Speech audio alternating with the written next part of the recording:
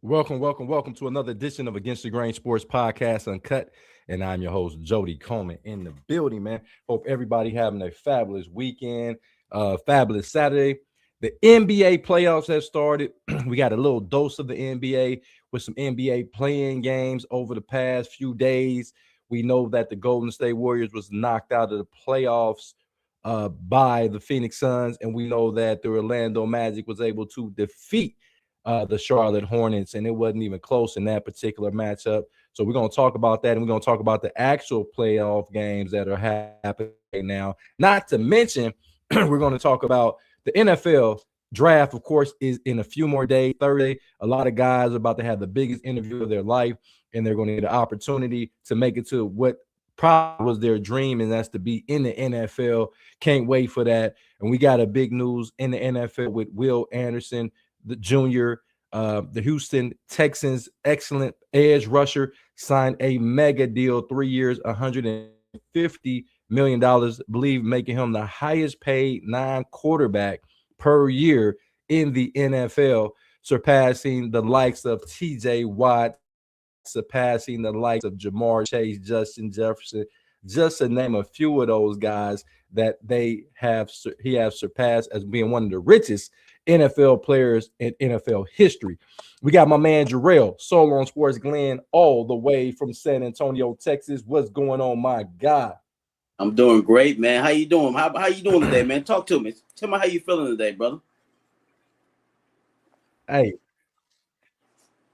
man, I feel amazing. Man. I feel like very energetic, man. A few days that we didn't really have a lot of sports to talk about, but now we got the Stanley Cup playoffs has begun. We have the NBA Finals officially. The playing game, I guess, is not a playoff game if you can still be a lottery team if you get knocked out.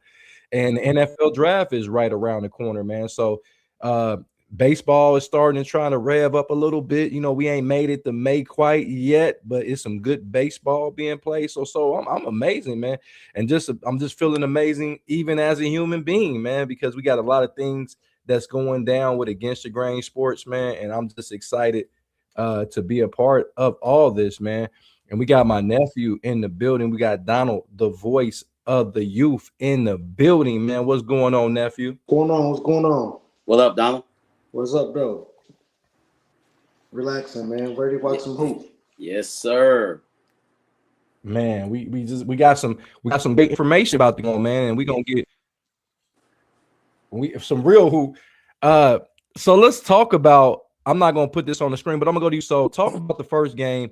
The Orlando Magic destroyed the Charlotte Hornets. I mean, it wasn't even close. And what do you think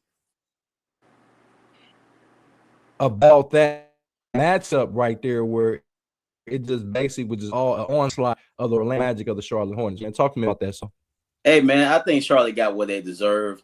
I still think the Bam injury really affected the last game because Hornets had to go to overtime just to win that game. If Bam would have played, I'm pretty sure Miami would have won. So I don't really think Charlotte deserved to be where they were. I'm happy for the Orlando Magic head coach. He's a former assistant coach with the Dallas Mavericks. They were talking about him getting fired. If he would have made the playoffs, he probably would have got fired. He still could get fired, but at least he got a few more games to prove that he can coach in this league. So I'm looking forward to see what they can do in the first round. Probably not much, but at least the brother can keep his job for at least another 2 weeks. Okay, Donald, what did you think about that, man? It was, boy, they destroyed them. It wasn't a contest after the first quarter. It was not even a contest after really the first 7 minutes. I'm like, oh, this game is over. What did you think? Orlando came out with a lot of energy. All their players seemed to be playing on all cylinders, and Melo Ball didn't score until down near halftime. I think it was a combination of both. The Hornets was flat out bad. Like Soul said, they probably should have lost the last game. They all kind of overachieved this year anyway. But Orlando, I think they all played like the hair was on fire. Like Soul said, the coach is probably going to get fired, which I don't think the players care about that. But all the players, like, we want to go to the playoffs, and they just really locked in and played ball yesterday. But I do think. But you know what's crazy about everything that I saw, man? It's Kai Knippel did not. Con Knippel was a no-show in the playoffs. He was a complete no-show. I know he was a rookie. Can you hear me? Yeah, go ahead. Okay, you know. Yeah.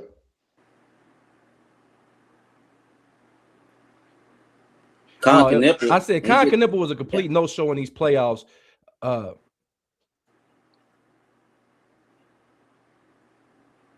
And my thing is, with him being a no-show in the playoffs, and on top of LaMelo Ball getting fined $60,000, which I think was not enough for his fine for what he did. So, talk to me about what it is about LaMelo Ball's fine. I don't know. This kid, he's got so much talent, man. I don't know what makes him think it was okay to do that. Like it wasn't a completely dirty play, but grabbing someone's foot, you never know how that's gonna end. I mean, you say he didn't do it on purpose. He said he don't remember doing it. All these other things. Hey, man, somebody can really get hurt. The dude could have dislocated his elbow when he fell. Anything could have happened. Torn ACL. It's crazy. The game is already dangerous enough, and you out here grabbing ankles on the basketball in an NBA game with there's cameras everywhere. I think it's a little immature, honestly. But you know, it is what it is. He did punch the mascot too after they won that game too. So the dude, and he's dumping mop bucket water on his teammates. That dude's been wilding out all season, driving in the wrecking cars. He had a crazy season this year.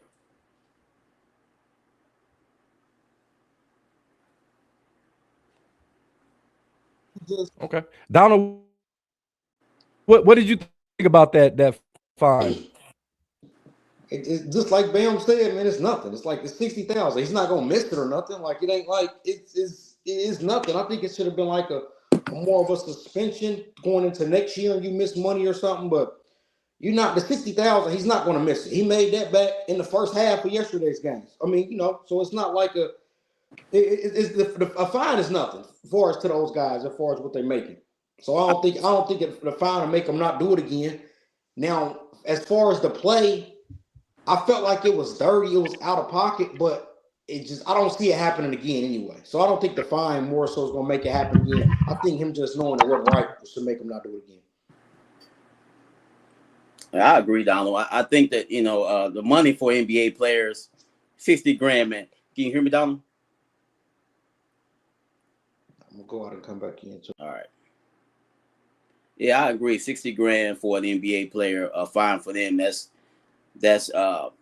money they spend at the strip clubs on a typical Tuesday night. So the $60,000 for an NBA player that's making big money, like most of these NBA players are making, $60,000 is a drop in the bucket for every. Some people don't make $60,000 a year, but like Donald said, NBA players make $60,000 in one basketball game. So that $60,000 fine don't mean anything. He still got to play basketball, so it really didn't hurt him that much. And you know, they lost, but he still got to go out there and compete and get eliminated. I mean, but you got to do something though. So it's something. I mean, you just can't overlook that. But then again, I was watching Cam Newton, which I really highly respect in this media, with the 4th and 1. He got on there and he was saying the NBA has gotten soft. He said this is playoff basketball. He said this is, you know, we forget about the bad boys. We forget about, you know, the New York Knicks playing the Chicago Bulls. We forget about guys like Charles Oakley. We forget about guys that played extremely hard. But I think it's a difference between playing hard and playing dirty. Mm-hmm. And that was a one-game situation. It wasn't like it was a series. If it would have been a series and Bam would have been able to come back, but it was a winner-take-all, you know, like a college atmosphere type joint. So that's where I feel like you can't bring that back. You can't bring that game back. So, you know, it is what it is, man. But let's talk about the other game that we had going on. We talking about the Golden State Warriors playing against the Phoenix Suns. My Phoenix Suns. I told y'all the Phoenix Suns was going to be better. They was a +9 if you add the playing game and the game they won, because they had the game they won, they were +10 on the season without Kevin Durant. I told you they'll get better by subtraction. I'm not saying that Kevin Durant wasn't a fantastic player, but I just think that what role he was wanting to play, he was wanting to be the number one, but I think that's Devin Booker's team. And I don't think Kevin Durant was ready to, you know, relinquish him being a number one. Because think about this, and before we get to the game, he goes from the Houston Rockets, and he goes from Phoenix to Houston Rockets. The Rockets was the number 2 seed in the playoffs. Now they're number 5. he goes from the Phoenix Suns, who didn't make the playoffs. Now they're in the playoffs. I'm just putting. I know people don't like numbers, but I just put the numbers out there. But talk to me about that game last night where the Phoenix Suns was able to win, and let's not forget about the shenanigans that went on at the end of the game. Draymond Green being Draymond Green. Well, you got Draymond Green out there. You got the light-skinned Draymond Green on the other team. So we knew something was going to happen. End of the game, during the game, it's going to happen. Death, taxes, and Draymond does some stupid shit. That's part of his NBA game. Like the Golden State Warriors pretty much shot their load the last game. they tapped out. They didn't have any more blue chew to get ready for this one. They had a great game eliminating the Clippers the last play-in game. So now both the Clippers and them are in the lottery as we speak. And the Clippers don't have that pick. That pick is going to the Oklahoma City Thunder. So the Thunder might get a top 5 pick in this draft. Like, they need any more fucking talent on that basketball team. And Golden State, maybe they might get lucky and get them a high pick. You never know. If they want to save Steph Curry's last few years of his career, they might make that happen. But your Phoenix Suns, Jody, they deserve to make the playoffs and get eliminated in the first round. But they did their thing. Yeah, no doubt. Hey, what's up to Sadiq, man? Big shout out to Sadiq. Very big part of Against the Grain Sports and the growth of it. So I want to give my man a shout out, man.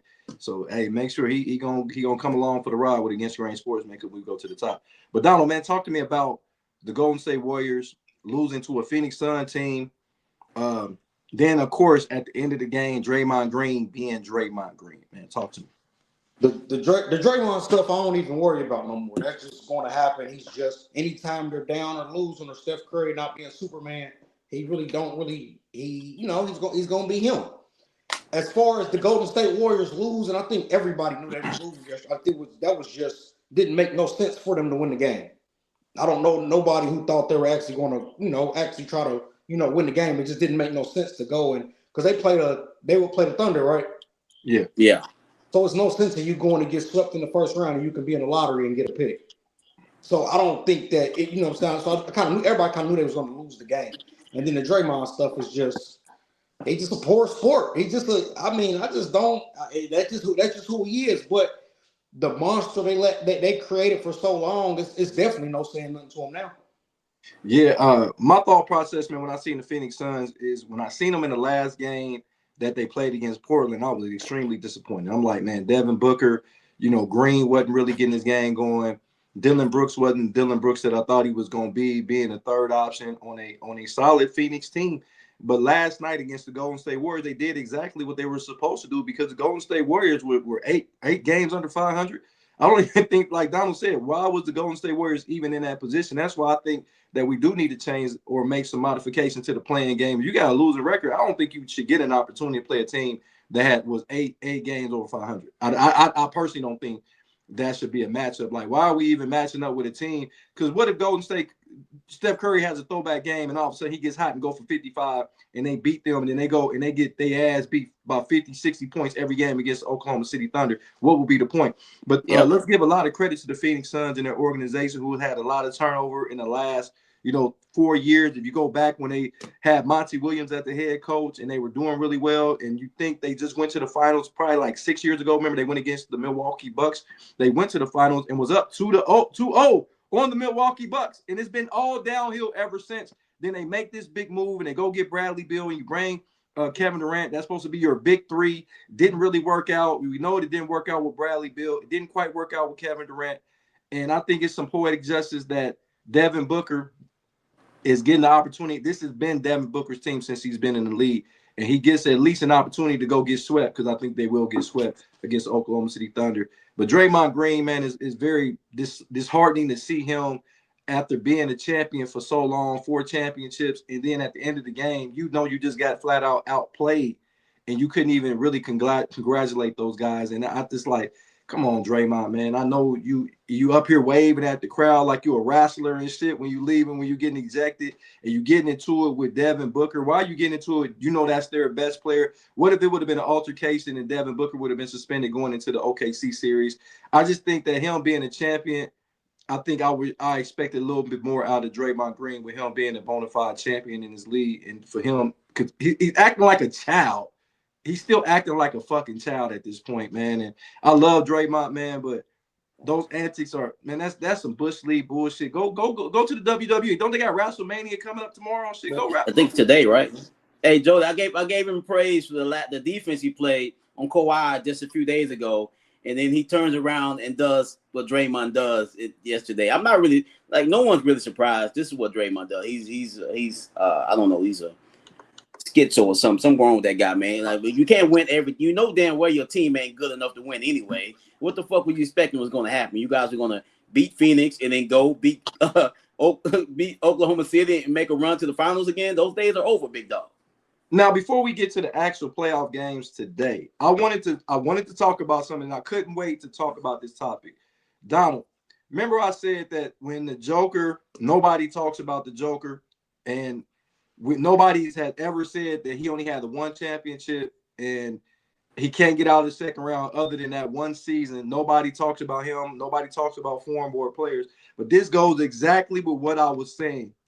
They have been ridiculing Kawhi Leonard since he lost the game against Golden State, which eliminated the Clippers from the playoffs. And now everybody is questioning Kawhi Leonard's career, even though he has 2 championships, I think 2 Defensive Player of the Year, bona fide champion, and he's never really had a player on his team that averaged more than 20 points a game during those 2 championships that he won.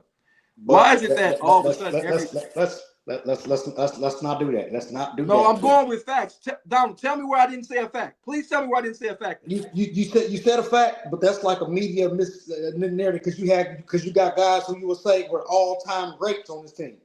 Okay, so we gonna go I'm a San Antonio fan.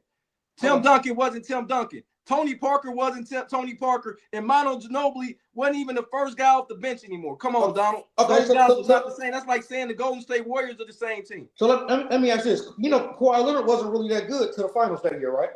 He was solid. He was all defensive first team. How did they get to the finals? Somebody had to be somebody, right? Everybody played their role. You got Tony Parker, I think, was averaging the leading scorer on that team. I think he averaged like 19, 18. Tim Duncan was averaging his career low in that season. A career low, I think, of like 16 or 17 points, maybe 18. Ginobili wasn't even the first guy off the bench, bro. I'm saying Tim Duncan averages 16, 17. You got to think Tim Duncan had a lot of years where he only averaged 20, 21. But we know that wasn't Tim Duncan. That's why they took him out the game a lot of situations. That's like saying Shaq. Hold on. That's like saying Shaq was Shaq when he went to Miami. Come on, man. I'm not saying. I'm just saying we can't mislead what the Spurs were because somebody had to be somebody for them to get there. Okay, let's take the Spurs out of the equation. Let's go to Toronto. You got something to say about that? They second lead scorer was fucking Kyle Lowry. I got plenty to say about that. The Raptors could have went to the finals if it wasn't for Braun. Braun, listen, they could have been. They was the number 1 seed in the East. They just couldn't beat Braun. I bet if Kawhi Leonard was there, he would have beat him. Huh? I bet if Leonard would have been there, he would have been. How he wasn't there.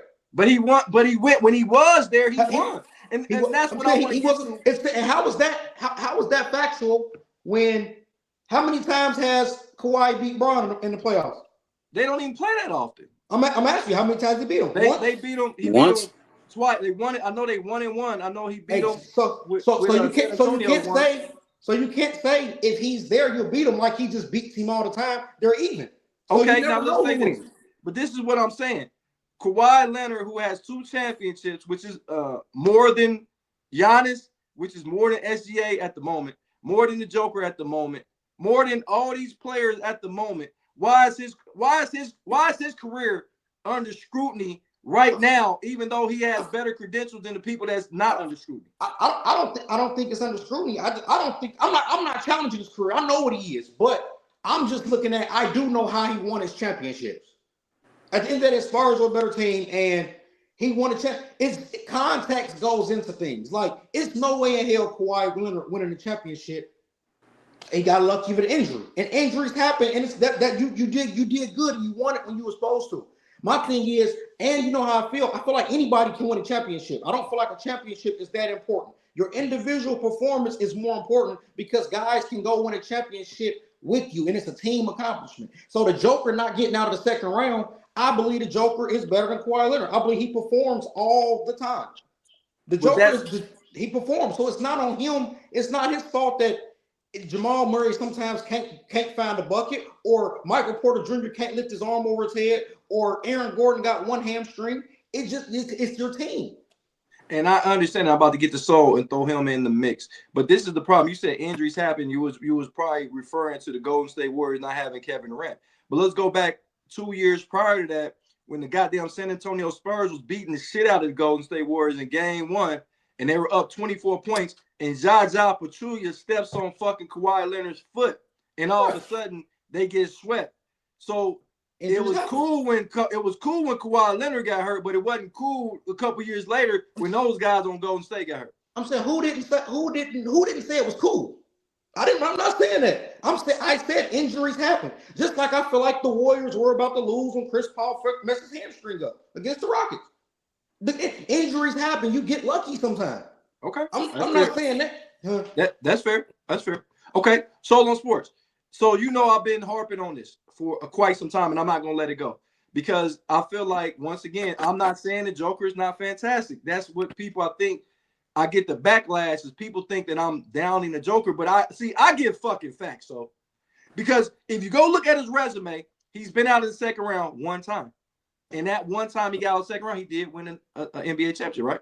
Mm-hmm. Kawhi Leonard has 2 championships, and he gets out, and we got to look at that Clipper team, bro. Come on, man. That Clipper team was not very good. For him to even get them in the play-in game was even amazing within itself.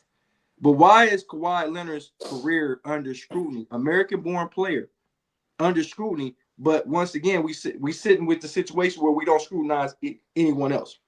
Well, his biggest mistake is going to be a Clipper. I know he wanted to play in LA, but I'm like, hey, if I'm gonna go play for the Lakers, I don't want to be no fucking Clipper. The Clippers are a bad luck organization, so playing the Clipper is never going to be. You might make a lot of money, but you're not going to win anything. It's just the Clipper lore. I don't know what it is about it's LA, but it's not LA. It's like, I don't know, something going on in that organization. So one of his biggest mistakes. Yeah, one of his biggest mistakes is deciding to be a Clipper. I guess he thought he could have changed it, but no, it's one of his biggest issues. The championship he won with the Spurs, like Donald said, he was a key part of that team. Played really good defense on LeBron, but that was one of the most well-rounded championship teams I've ever seen in my life. I've never seen shooting like that from an NBA team during the finals run the Spurs had that year. So, not saying that Kawhi's not a great player, but he wasn't the lead dog on that team. Now, he did lead Toronto Raptors to a championship. I was very impressed with that. But the criticism for him, I think it had a lot to do with all the injuries he's had, man. The injuries and being a Clipper is probably the biggest issue for me, for Kawhi. He just can't stay healthy the last 4 to 5 years. But we'll see if your boy goes down in the first round to the Ant-Man, the criticism will be there for the Joker. Well, and I'm glad we're talking about that. I'm going to go ahead and get my 2 cents before we get into these actual playoff games. And this is my 2 cents on this situation. Kawhi Leonard has a lot of injuries, and it's been well noted. But he's played 65 plus games this year, so he's available for all NBA honors this season. But when Porzingis is out, nobody really criticized Porzingis, which is a foreign-born player, about the injury-riddled career he has had. Nobody really gives any pushback. Nobody even says anything. They keep calling this motherfucker the unicorn. Yeah, you're a unicorn because you're rarely on the fucking court. That's the unicorn mystique, nigga. You never available.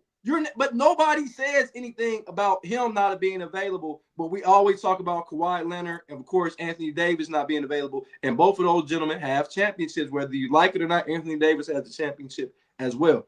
So then we talk about the multiple championships. I don't even think there's a foreign-born player that has more than one championship. Am I mistaken?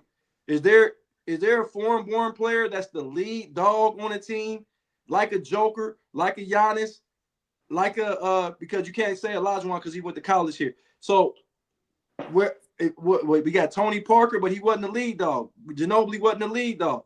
We talking about the superstars. SGA has a possibility of winning multiple championships, but I think he would, especially with what you just said. They're gonna have another chance to get fucking Cam Boozer or something. No, I don't think they. Go ahead. Go ahead, Doc. No, I thought you was done. My bad. No, go. Okay, I want to Okay. know: is there any other lead dog foreign-born player that has multiple championships? No, I don't think. No, I don't think it is. But that just goes to kind of show that it's not about the player; it's about the team. Because I think like probably the top, you got Luka, Shea, Joker. Giannis. More than like probably your top. You can make a case that your top 5 players are all in the league that they won't win. You won't win a championship. Probably only one can win a championship, but they are the best players right now in the world. And there's no disagreement. But this is what I'm saying. It's like these guys can get injured. And I know Soul was trying to harp early on about my guy Victor Wembanyama and talking about he was the new Ralph Sampson. He can't stay healthy. I know where you was trying to go with players fuck up. Okay, I was wrong. All right, I was wrong. That was a little gamemanship because you're a Dallas Maverick fan, so I can understand it. But what I'm saying is, I think there's more pushback on these other guys. There's not a lot of pushback on foreign-born. I'm gonna keep saying that until they. If they want to be treated equal, they need to be talked about equally. And I just think I seen some of the takes from some of the guys talking about Kawhi Leonard at this and he ain't that. I remember when Stephen A. Smith said that Kawhi Leonard is the worst superstar he ever. And I'm like, bro, how is he the worst super? He got 2 fucking championships. He don't have to talk if he don't want to. Why do we get mad at players because they're not vocal or all this other shit?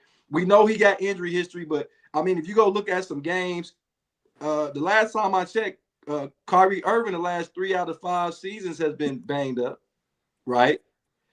We've seen some other guys that have had injury issue. Anthony Davis being one, Kevin Durant being another. You never hear about Kevin Durant's injury history a lot. He missed a lot of games. When he left Golden State, when he tore his Achilles, he missed a whole hell of a lot of games in Brooklyn. He missed the whole season. You know, then he came back and missed some more games. He's been often injured, but nobody says anything about Kevin Durant. So I don't know, man. I just think it's a pushback, and they pick and choose who they want to push back on. So Kawhi Leonard played 65 games in back-to-back seasons. That's a miracle for him. That's a fucking miracle. It's a miracle though. We only don't like ourselves. Whether it's people only talk about themselves. Yeah. And it's America, and the world is a global game, and we gotta understand they're more important than us. Like that, it's this thing, but we're more important. They're more important than the league. Like, okay, you'll see like Americans on shows and stuff. They'll say the NBA is dead. The NBA is dead. That's a lie. The NBA just they just wrapped up a 3-season span where these past 3 years they have this is the most capacity of arenas, the biggest fan base, and the biggest. So the NBA is actually better than ever. It's just certain people that want to talk down and say the NBA is dead because of not being happy of where it's at from where they want it to be, or where it was at when they played, or such and such. But the NBA is actually doing better than it never had. But people but Donald, I think the average fan is they look at the NBA like, okay, these guys are making so much money, and they don't play a lot of games. I think that's until they start playing more games, that's going to be out there, man. I mean, it is what it is. I mean, you got players sitting out games for no reason, and they're arguing about, well, I played 65 games or 64. This should not be enough. Well, there's 82 games on the schedule, and the average American sees these players make $50-60 million a year. Until they start playing more games, it's going to be an issue. Now, I'm glad you said that before we get – it's another topic. I don't know why I didn't write it down, but we've seen that the NBA has overruled in the favor for Cade Cunningham as well as Luka Doncic to be eligible for postseason award, even though they did not satisfy the 65-game rule. Soul on Sports, what do you think about that? Like, and I understand Luka Doncic's situation where he had a baby, but like you just said, there's 82 games. Why did they pick this one game in particular that he didn't play? And then, of course, Cade Cunningham had the collapsed lung, but, you know, like Donald just said, injuries happen. Sometimes you are misfortunate, and they did not satisfy the rule, but they changed it. Once again, the NBA changed the rules at halftime. Talk to me about them changing this particular rule for Cade Cunningham and Luka Doncic, and do you think this is going to be a problem going forward? Yeah, I don't like it. Why set rules if you're not going to follow them? It's like there are jobs out there, beginning of the year, in January 1st, they give you, this is how many vacation days you get. You can use them all up in January, but something else comes up, you ain't got no more days to use. I'm sorry, man. They know how many games you can miss. The rule is the rule. Whether you like it or don't like it, if you want to change it in the offseason, but to change it during the season is the reason why people complain about the NBA. NFL would never do no shit like this. The rule says 65 games. God damn it, I don't give a damn why you miss. You still miss games, so you don't get the big money we're going to get, the postseason awards, all that bullshit. You miss the games. I'm sorry, that's the rule. Maybe we can revisit this in the offseason, but changing it, I think it's pussy. That's the same thing I said. They changed the rules at halftime. Pussy, man. I don't like it. Donald, what do you think about this? Cade Cunningham and Luka Doncic, the NBA ruled in their favor to make them eligible for postseason awards so they can get those guys some max contracts if they haven't already got one, being Cade Cunningham. I think he's up for a max contract, of course. What do you think about that, Donald? Them changing the rule in season? You know what I'm gonna say? Same thing I always say. Discipline only matters when you're nobody. If you're important enough, people will do what needs to be done for you to be done. So why we have rules then? What's the point? We don't. They're only for people who don't matter. They're in place for people who don't matter. No matter who you are in this world, if you're important enough to a situation, the rule will change. But the NBA looks stupid for doing this. That's what I'm saying. So I'm gonna agree with Donald. This is what I agree on. Remember, I told y'all Bruce Brown played in 82 fucking games, and he's not eligible for postseason awards because he didn't play enough minutes. If Bruce Brown was a star player, not a bench player, they would have not even mentioned that. It would have been no-brainer.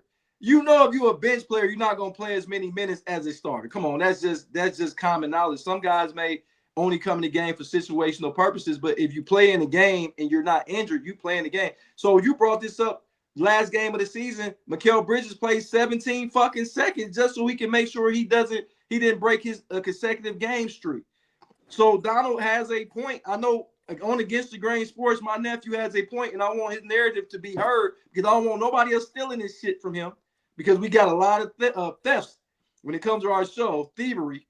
And Donald has been saying it since he was a fucking kid. When he really got into basketball, he said it's only important, just like he talked about players on the teams. Like if it's local high school teams, this motherfucker ain't got to come to practice, and this dude walking in. We ain't warm-ups. He just get to the game. He still started. Like, what the fuck? How the fuck is you starting, nigga? You didn't even come to practice 2 days in a row, and you come in, we in layup line. But get him a jersey, get Donald a jersey because we need him to play. Get the fuck out of here, man. It only matters. It only matters when you're nobody. It's just the way life is. I just think we should. I just think, man, not just sports, but in life, where we have rules, you should be following. My job, we work on aircrafts, so people like to wear earbuds. It's a distraction. A forklift might be coming down there. Anything could be going on, and you listen to music, not paying attention. Okay, they said no earbuds. Then they going back and change. No, you can just use one. Motherfucker, can I use earbuds or not? Just say no earbuds. Stick to that. I mean, we need to have rules and start sticking to shit and make people abide by those rules. That's the reason why we have all the issues we have, not just in sports, but in the fucking world. You're 100% right. So, because when it happens, now you can use one earbud. So now what happens is people do something stupid like, well, I'm just not gonna use. No, I'm gonna put a speaker around my neck. And you find a way to keep. One thing about rules, people find a way to find a niche in them and critique it, niche it, and by the time you look up, the whole rule is broken. Yeah, and see. That's why I have a very, very bad taste in my mouth about what they did with Luka Doncic and with Cade Cunningham. And I love Cade Cunningham. He's a young player. Oh, yeah. He's gonna be an ambassador to the NBA. He's 23 years old, I believe. You got Luka Doncic. I think he's still under 30 years of age. He got a lot of good basketball, and he plays for the Lakers. And Cade Cunningham playing for the Pistons. Now we got the Pistons back. The basketball is better when the Pistons are good. But to do what they just did because their agents their agents the one that started this campaign. It wasn't the teams, it was their agents. So I'm like agents teams don't want it.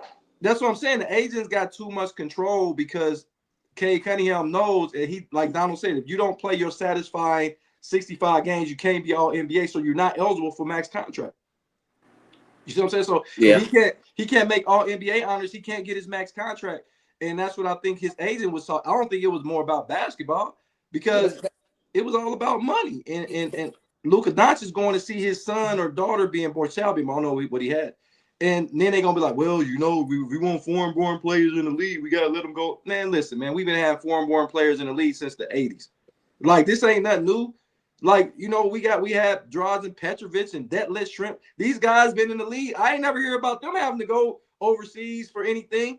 Detlef Shrimp play all 82 games all the fucking time. Go Donald, look him up. Detlef Shrimp when he played for the Indiana Pacers, the Seattle Supersonics, just to name a few teams that he played for. He always played in all the fucking games. But now all of a sudden, Luka Doncic missed a few games, and then they try to harp on the one game that he had to go with his birth of his child. But we ain't talking about the other 81 games that he possibly could have played. Hey, just like in today's world, Donald probably knows this because he has little young kids. Me and Jody's kids are grown. But today, if you get your wife or your girlfriend pregnant, y'all have a baby, the man gets maternity leave just like the women do. Mm-hmm. So are they going to add a maternity leave clause in the NBA? They might start doing that. I just got a new job, and if for sure asked, are you expecting to have a baby? I laughed and said no. They was like, no, it's for men too, because you get some time off. Yeah. But what Jody was saying, why the agents are the team don't want you to make All NBA because it saves them money. The agent wants you to make All NBA because it makes more money, and they get their 4%. So that's who's going to push for it. What I also think it happens is it fucks a player because I don't think Jaylen Brown is going to make first team All NBA now. Yeah, he's not. Because my thing is they didn't lobby and let a rule go through for Cade and Luka for him not to make first team All NBA. Yeah, and Luka still ain't playing. Yeah, and I think he's not going to make it. But what happens is Jaylen Brown probably would have missed a couple more games for rest. But he was trying to make these do the 65 games, so it hurts him all around the board. Like if I'm not gonna make first team like I was trying to, I could have got my couple more games of rest and been fresher for my team in the playoffs. It kills a player like that all the way around the board. But the thing about Jaylen Brown is he already is the highest paid player in the league. I think didn't he sign the biggest deal? He living. He want more. I get it. Because I think the All-NBA team is definitely going to be Wemby, who satisfied the 65 games. They gave the Joker the 65 games, Luka Doncic, SGA, and then I guess what you think. So you think it's going to be Cade over Jaylen Brown? I would go with Jaylen Brown over Cade, personally, first team, and I would put Cade Cunningham on second team. That's just what I would do. Hey, you telling me Jaylen Brown makes all that money and he can't afford a better shoe polish to put on his hairline without getting on guy's jersey? Come on, bro. You make too much money to put that Dollar Tree shit in your hair. What are you doing, dog? Hey, man, he should have money for that. He should just go ahead and go bald, man. I agree. But let's go ahead and talk about these games. We got a game that's tipping off at 1 o'clock, and we're talking about the NBA playoffs, the Toronto Raptors and the Cleveland Cavaliers. We know the Raptors are going to be traveling with a lot of dick down to Cleveland. So there's going to be dick in Cleveland. It's going to be dick. I'm saying, am I saying something that's not facts? I just want to know. There's going to be dick in Cleveland. There's going to be some penis there. It will be. Who do you like in this game? So you got the Raptors, who is a young upstart team. They got a booty bandit. RJ Barrett. You got Grady Dick. If Dick can penetrate, I think it can cause some problems underneath. But in all actuality, they got some guys, Scotty Barnes. We're going to finally get to see what Scotty Barnes can do, and Brandon Ingram. So we're going to see a lot of Gorilla on the sidelines. She won't get the pub that Carly B gets or Taylor Swift, but she's on the sidelines. But Cleveland, the strip club is going to be popping. You got James Harden, you got Donovan Mitchell, man. Evan Mobley won't be defensive player this year. I think he fell off defensively this year. Talk to me about this matchup. Who wins game 1?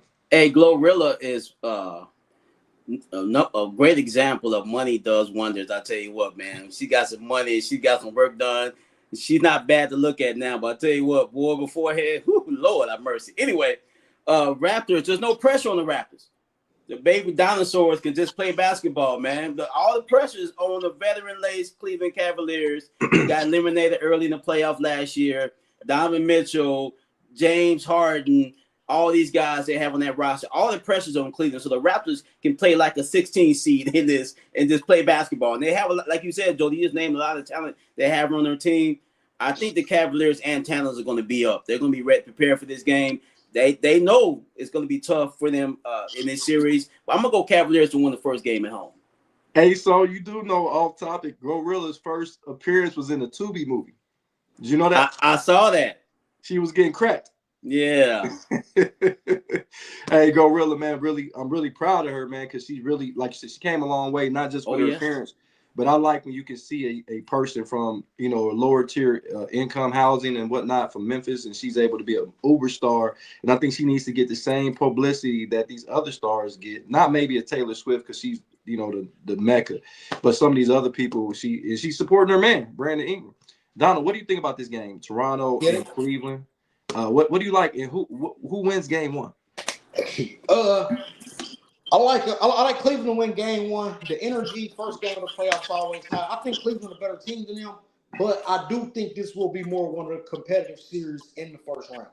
I think this may be like probably the most competitive series in the East, probably in the first round. But I'm gonna take Cleveland to win the first game.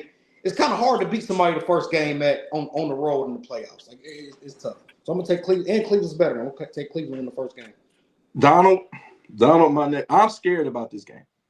I'm really scared about this game because we don't know what James Harden is going to come to this stadium. We don't know. We know playoff James Harden is not, because we done seen James Harden in the playoffs go for 40, and I done seen the motherfucker go for 8. I don't know what James Harden is going to show up in this matchup right here. We know he's going to be a distributor of the basketball. I'm glad that he changed his game the last 5 or 6 years to be a point guard. He's considered a point guard now because remember, everybody know when he early on in his career he was a 2 guard. I'm scared with this game because Toronto has so much talent and don't nobody really know about the talent on this team. Now we talk about the dick up there. We know the dick grew in the offseason, so that can always be a problem when the dick grows. But all actuality, RJ Barrett is playing fantastic basketball. Scotty Barnes and Brandon Ingram, they got a 3-headed monster up there that don't nobody really talk about. Those guys, I think, average over 18 points or better. All 3 of those guys. We know that Scotty Barnes I think Scotty Barnes should be first team all defense. I think he's one of the combo players in the league that can handle the ball. He can shoot the ball from the perimeter pretty decently. He's going to be your primary defender, where he's going to check. You're going to see him match up a lot with Donovan Mitchell in this series. So I'm a little scared on this series as a whole. But I'm going to go with Donald and Sol. I think Cleveland wins game one. But don't be surprised, because I told you, don't be surprised if Toronto finds a way to win this series. But I'm going to go game ball game. I got Cleveland. Donald, I know it looked like you want to say something. What do you think? No, I was just laughing because I ain't going to lie. That's dangerous. If you got a 3-headed monster and it don't even include the dick. Yeah. That's what you said. I mean, hey. He said it don't even include the dick. It don't. But yeah, game one, I'm gonna get a nod to Cleveland. But so, what do you think happens if Cleveland somehow loses to the Toronto Raptors and go out in the first round for a second consecutive season? They lose the first round last year, didn't they? Yes, they did. They lost to the Indiana Pacers. That was the first round? Yeah. Oh, well, we all know James Harden lives out of his suitcase. He doesn't step anywhere. He likes moving around a lot. So it wouldn't shock me if it didn't work out. He gets traded again. But it would be more talk of Donovan Mitchell not getting it done if they don't get it done this year. At least make a run to the conference finals. So yeah, it's a lot of pressure on them, but I don't see them making major changes. They've already made some moves. And during the season, though, so I think they would probably run it back, doing a full offseason and season with the team next year if they happen to go home early. Real quick, Young Chris said this Raptors and Cavaliers series is the most intriguing with how many counters both teams can have with lineups, matchups, and playing style. This is truly a great matchup with how much of a polar opposites they are. Donald, what do you think happens as an organization if Cleveland somehow loses this series? Would be an exit in the first round. There's always been rumors of Donovan Mitchell since he became a Cleveland Cavalier that he could be dealt. Remember, they was wondering if it was going to be him or Darius Garland. Of course, they made the decision to move on from Garland. Is there any universe that Donovan Mitchell, if they go out in the first round, is dealt? I don't see them being dealt because of, first of all, they got the highest payroll. So if anything, they would have to break so much down to drop the payroll. But I don't think he gets dealt because who do you go get? You're not going to get Phoenix. Never going to part ways with Devin Booker, and then you're not going to get Jaylen Brown. You're not going. So the upgrade at the position is, it's going to be slim and hard to do. So I just don't see them being dealt at all. Of course, you know what they'll go to. They'll fire the coach. That'll just be the first go-to, just because I think when teams like I don't know what to do, I just fire the coach, see if they work out. So I think they'll just fire the coach. I don't think that they'll be dealt because I really don't see how they can upgrade with how much they already paid all these guys this money. They're tied in. And this is what people need to recognize: the Cleveland Cavaliers have one playoff series victory since LeBron James left. One playoff series. So we can talk about LeBron as much as everybody want to talk about LeBron, and he wasn't this and he wasn't that. Cleveland has one playoff series victory since he has left. And LeBron James has been gone how long? About 8 seasons now? Been a while.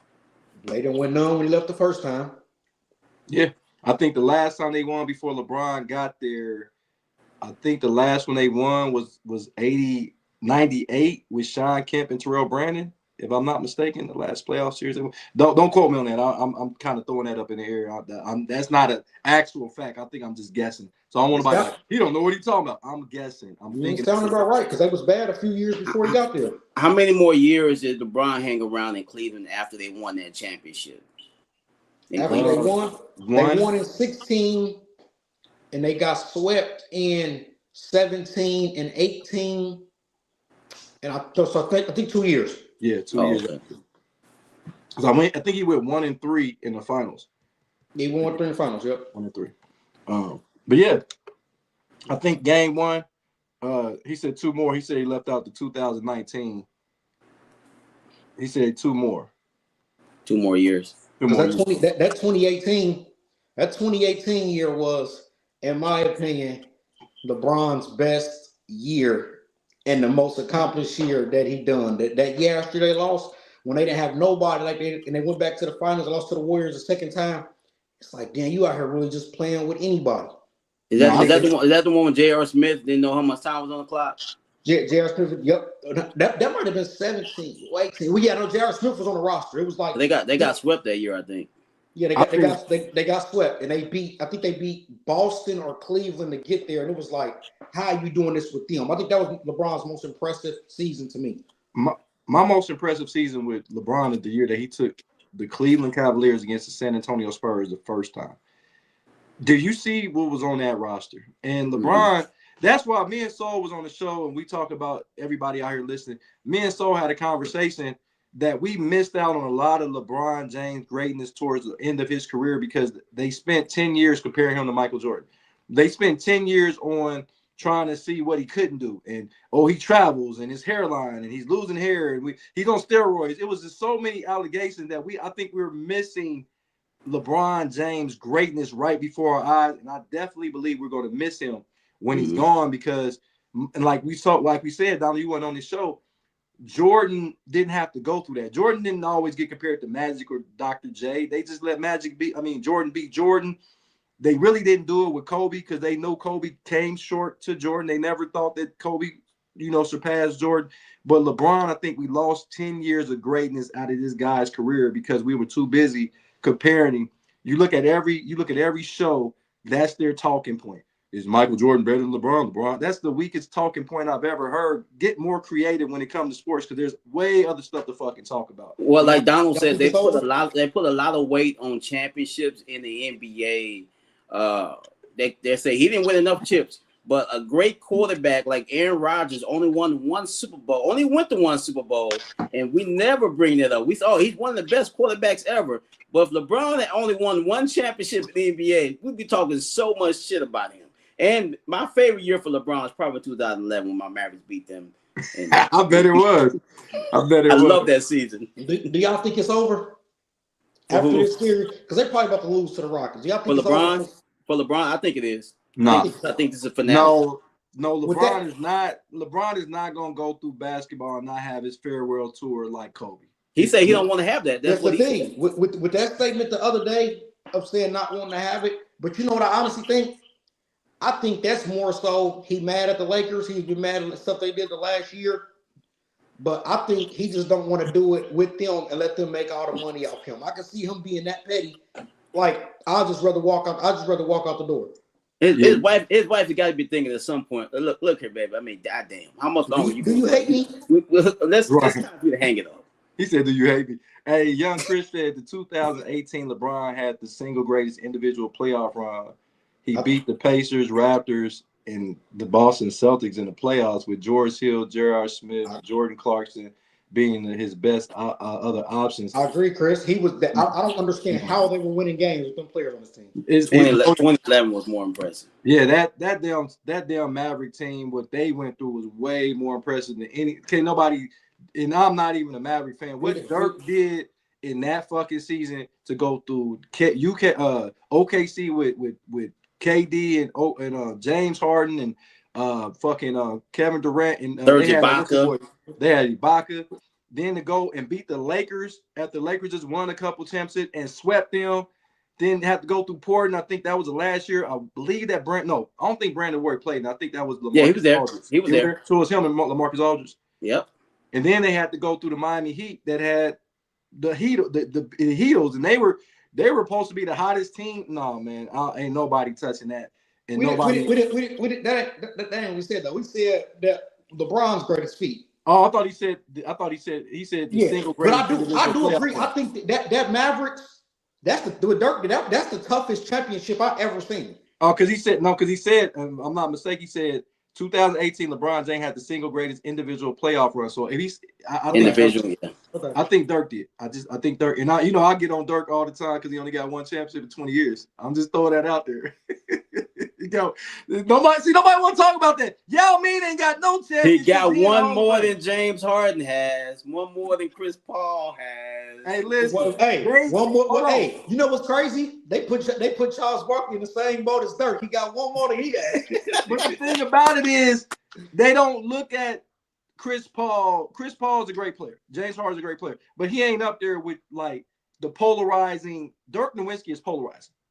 Dirk Nowitzki top 20 all time. And I just think that if this was like we just said early in the show, Kawhi Leonard gets criticized and he got 2 fucking championships and he was the lead dog. Okay, San Antonio, we can say what we want to say. He did win. And let Mike say it, he was the finals MVP, regardless if you like it or not. But yes, he was definitely the lead dog with the fucking Toronto Raptors. And he went through some shit. He had to go through Embiid and Ben Simmons. Ooh. Oh shit, not Ben Simmons. But he did go through Embiid. He went through Giannis. People forget he had to go through Embiid, Giannis, and Steph Curry to win the championship, guys. He went through Embiid. Now we can say Kevin Durant was hurt, but he went through Steph Curry that was in his prime. He went through fucking Embiid, and he went through Giannis. That ain't a good individual run. No, it's a good run. It's a good run. But I just do know that he did go to the number 1 team in the East when he went there. No, and I get with that. But when come on, Donald, your second best player is thick ass Kyle Lowry. The nigga thick as fuck. Like that nigga, motherfucker thicker than cold peanut butter. That nigga thicker than fucking. That nigga thick as a Snicker. Oh man. So, and I understand it. And DeRozan, I think DeRozan needs to get a lot more credit than what he gets for what he did with that roster. But your second best player is Kyle Lowry. No disrespect to Cal, because when Cal got hot, and then guys like Serge Ibaka, but Siaka was upstart. We didn't know who Siaka was. He came and played really well. But we talk about LeBron's run, we talk about Dirk's run. Why are we not talking about the run that Kawhi Leonard had?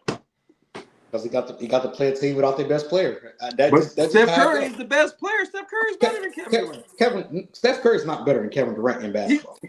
He's not better. He's greater than him. He's not better than him in basketball. What's the difference between greater and better, Donald?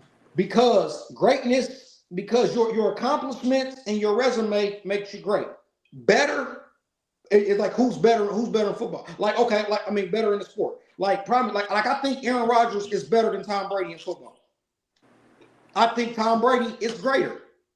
So you talk about ability wise, but my thing is, Donald, if your ability doesn't manifest on the court, that's why a lot of GMs get fucking fired because they draft off of potential, what they think this guy's going to be, or the hype. Some people get hype, and that's just what we roll with. And I'm not saying Kevin Durant. And once again, if I say something here, I'm gonna get some hate mail.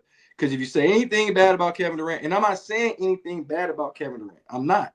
So don't get your burner account. I'm just saying Kevin Durant is a fantastic scorer, but he's not better than Steph Curry.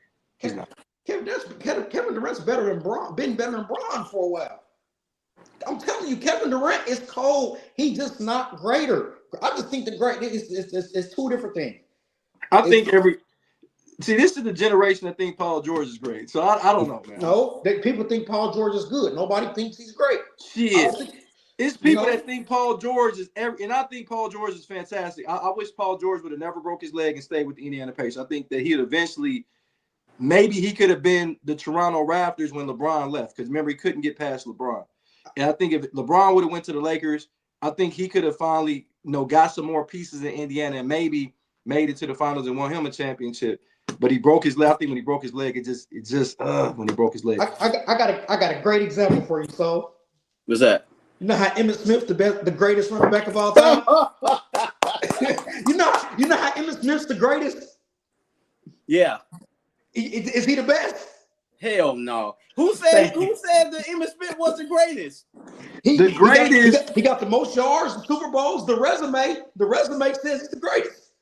But I got Emmitt Smith at 4 all time. I keep telling y'all, I got Emmitt Smith not even top 10. Get the fuck out! We talking basketball today. Y'all not gonna pull me into this argument because we know that Barry Sanders is the best. We know that fucking Walter Payton is 2, and we know that Jim Brown is number 3. Then Emmitt Smith. You can't tell me it's not another running back in football history that's better than Emmitt Smith. Other than them 3 guys that I named. Well, you talking strictly numbers though, Jody. I know you talking strictly numbers. Well, if you talking, I ain't talking strictly numbers. Emmitt Smith been that nigga since high school. The nigga was a Gatorade Player of the Year in high school. The nigga goes to Florida and was the 7th. Come on, man. Jody, you about to kick me off the show. I'm here to tell you right now. Ezekiel Elliott has more talent than Emmitt Smith. All right, yeah, let's go to this. you can be great.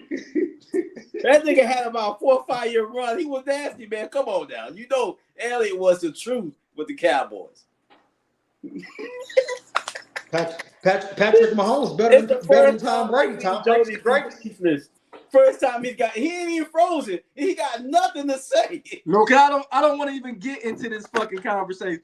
You're not about to draw me into this conversation with such blasphemy. This bait, you're not falling for the bait, brother? No. Now, if it wasn't a basketball show, I definitely would. But goddamn, okay, let's get back to it. We're gonna get into this. We got basketball. All right, Donald, we got the NBA playoffs going Western Conference. This is probably one of the most intriguing matchups because it's a lot at stake. Timberwolves been in the Western Conference Finals back-to-back seasons. They came up short. They're going against the Nuggets. Nuggets have home court. This is a 3 against 6 matchup. I think Anthony Edwards will be ready to go. Randall will be ready to go. What do you like in game 1 out there in Mile High City? I got the Nuggets, man. Like I always say, game 1, high energy. But I think the Nuggets are a better team than this year, actually. So depending on what – I know what Joker going to do. Depending on what Jamal Murray comes out and how he come out and plays, because Jamal Murray he's the definition of Batman or Bateman in one player too. But did you say Blake man? Did you say Blake? He said Bateman. Call that nigga Bateman.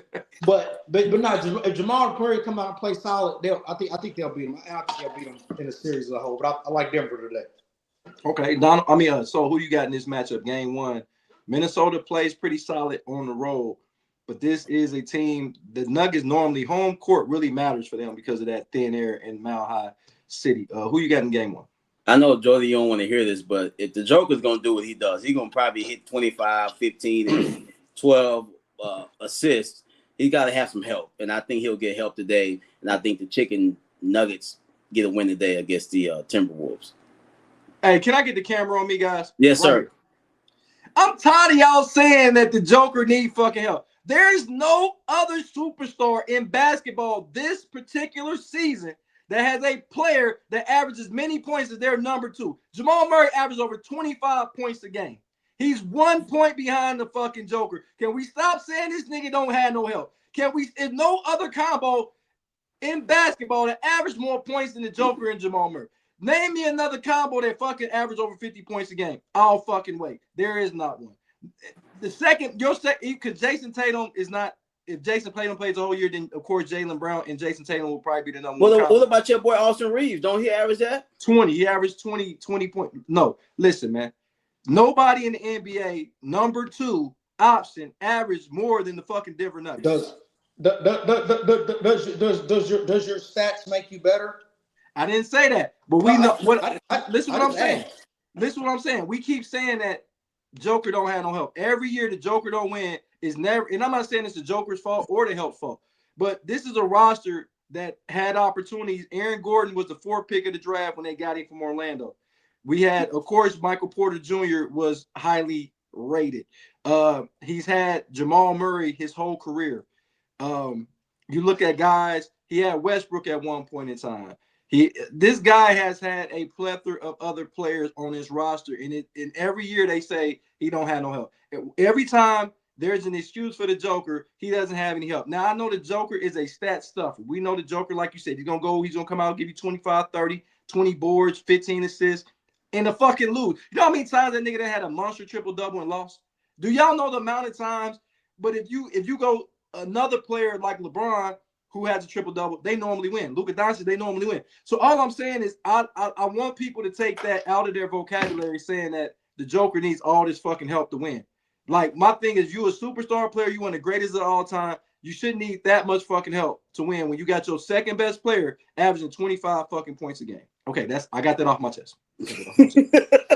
Now, going back to the game, because I'm sick of it, man. I'm sick of it. Plus moments, Jody, is what really matters. I know the stats are nice, but what do they do when it's winning time in the playoffs? We'll see if his teammates step. It's not just him; other teams need help as well. But I'm just saying, it's always when you got a superstar player like a LeBron, when you got a superstar player, it's like, listen, man, if you just don't get it done, you just don't get it done. Always blaming somebody else is just a bunch of bullshit. If Michael Jordan didn't get it done, he just didn't fucking get it done. We've gave that excuse for LeBron in years past when he's dominated during the finals and got no help. So it's not just the Joker. All I'm saying is I'm sick of it. I'm like, and because my thing, I'm not saying he don't. And Donald, you absolutely right. Does he need help? Yes, everybody needs fucking help. You're right. This is a team fucking sport. You can't pass the ball to yourself because that would be traveling. Allen Iverson passed it to himself, didn't he? Who? Allen Iverson. But what I'm saying is, right back. Right. Allen Iverson will definitely be the model of that. But what I'm saying is, I'm just sick of this narrative because now we already got a built-in excuse if the Joker, because I think Minnesota's gonna win this round. I'm gonna go ahead and I think Minnesota. They beat them before just 2 years ago with them. They're a similar roster, and I think the Ant-Man is the X factor because I don't think they got a 2-guard that can guard Ant-Man. And that's another player we don't talk about that has raised his game to the level. And we know the Jekyll and Hyde with Julius Randle, but if Randle's good, he's great. And the nigga bad, he's horrible. And I think that Rudy Gobert can at least stay in front of fucking Joker. Who? Joker ain't gonna be able to post him up. I will say that. Joker is gonna be majority of his game is gonna be on the perimeter, right at the elbow. He's Rudy Gobert is gonna stand 2-3 feet off of him. The Joker gonna be able to navigate. Guys gonna cut. It's gonna be layups because he holding the ball for 20 seconds out of the shot clock and setting backdoor picks and all that good shit. Barbecue chicken. But I'm gonna tell you this right now. I'm gonna say this shit right now. The goddamn Minnesota will win game 1, still win on the road, and they will win in 6. They will win in 6. Yes, they will win in 6. And I'm standing on business because I see you working, Joe. You trying to help your Spurs out. You figure you try to keep the Joker away from your Spurs. Get them out the way. You ain't slick, nigga. I think what you're doing. I listen. I know it's a difficult. Because I think the Nuggets are a very, very difficult matchup for the Spurs. That's where it's a very difficult matchup. But once again, we always say, "What if Aaron Gordon's healthy? What if this, and that?" It's always what ifs. What actually is happening? What is reality? I need to know. I speak in reality. What is fucking reality, guys? And I think when we talk about players too, I think we need to look when they be losing. I think we need to be looking at like who they lose to. I think that matters a lot. Now, when you just losing to anybody, Like, all right, you just a loser. But no, you just a loser. But like, okay, like say this situation. If Denver beats Minnesota, I'm not gonna be like Anthony Edwards is just not that. If Minnesota beat them, because you're losing to somebody else who's upset, like Anthony Edwards is that good. Yeah.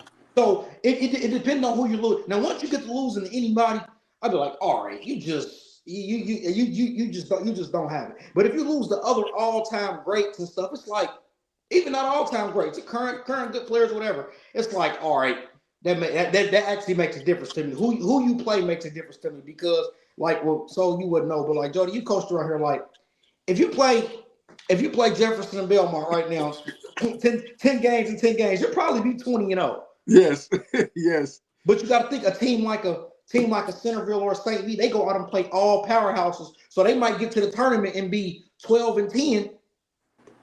But who you lost to, I really believe that matters. That's very true. Because when I was at third grade, the year we went to the state, we were 13-9. So we were 13-9 because we went and played St. V, which is LeBron James High School. We played them, and we played them at St. V. We played Trotwood at Trotwood. And you hear Trotwood a lot because that's a powerhouse in our area.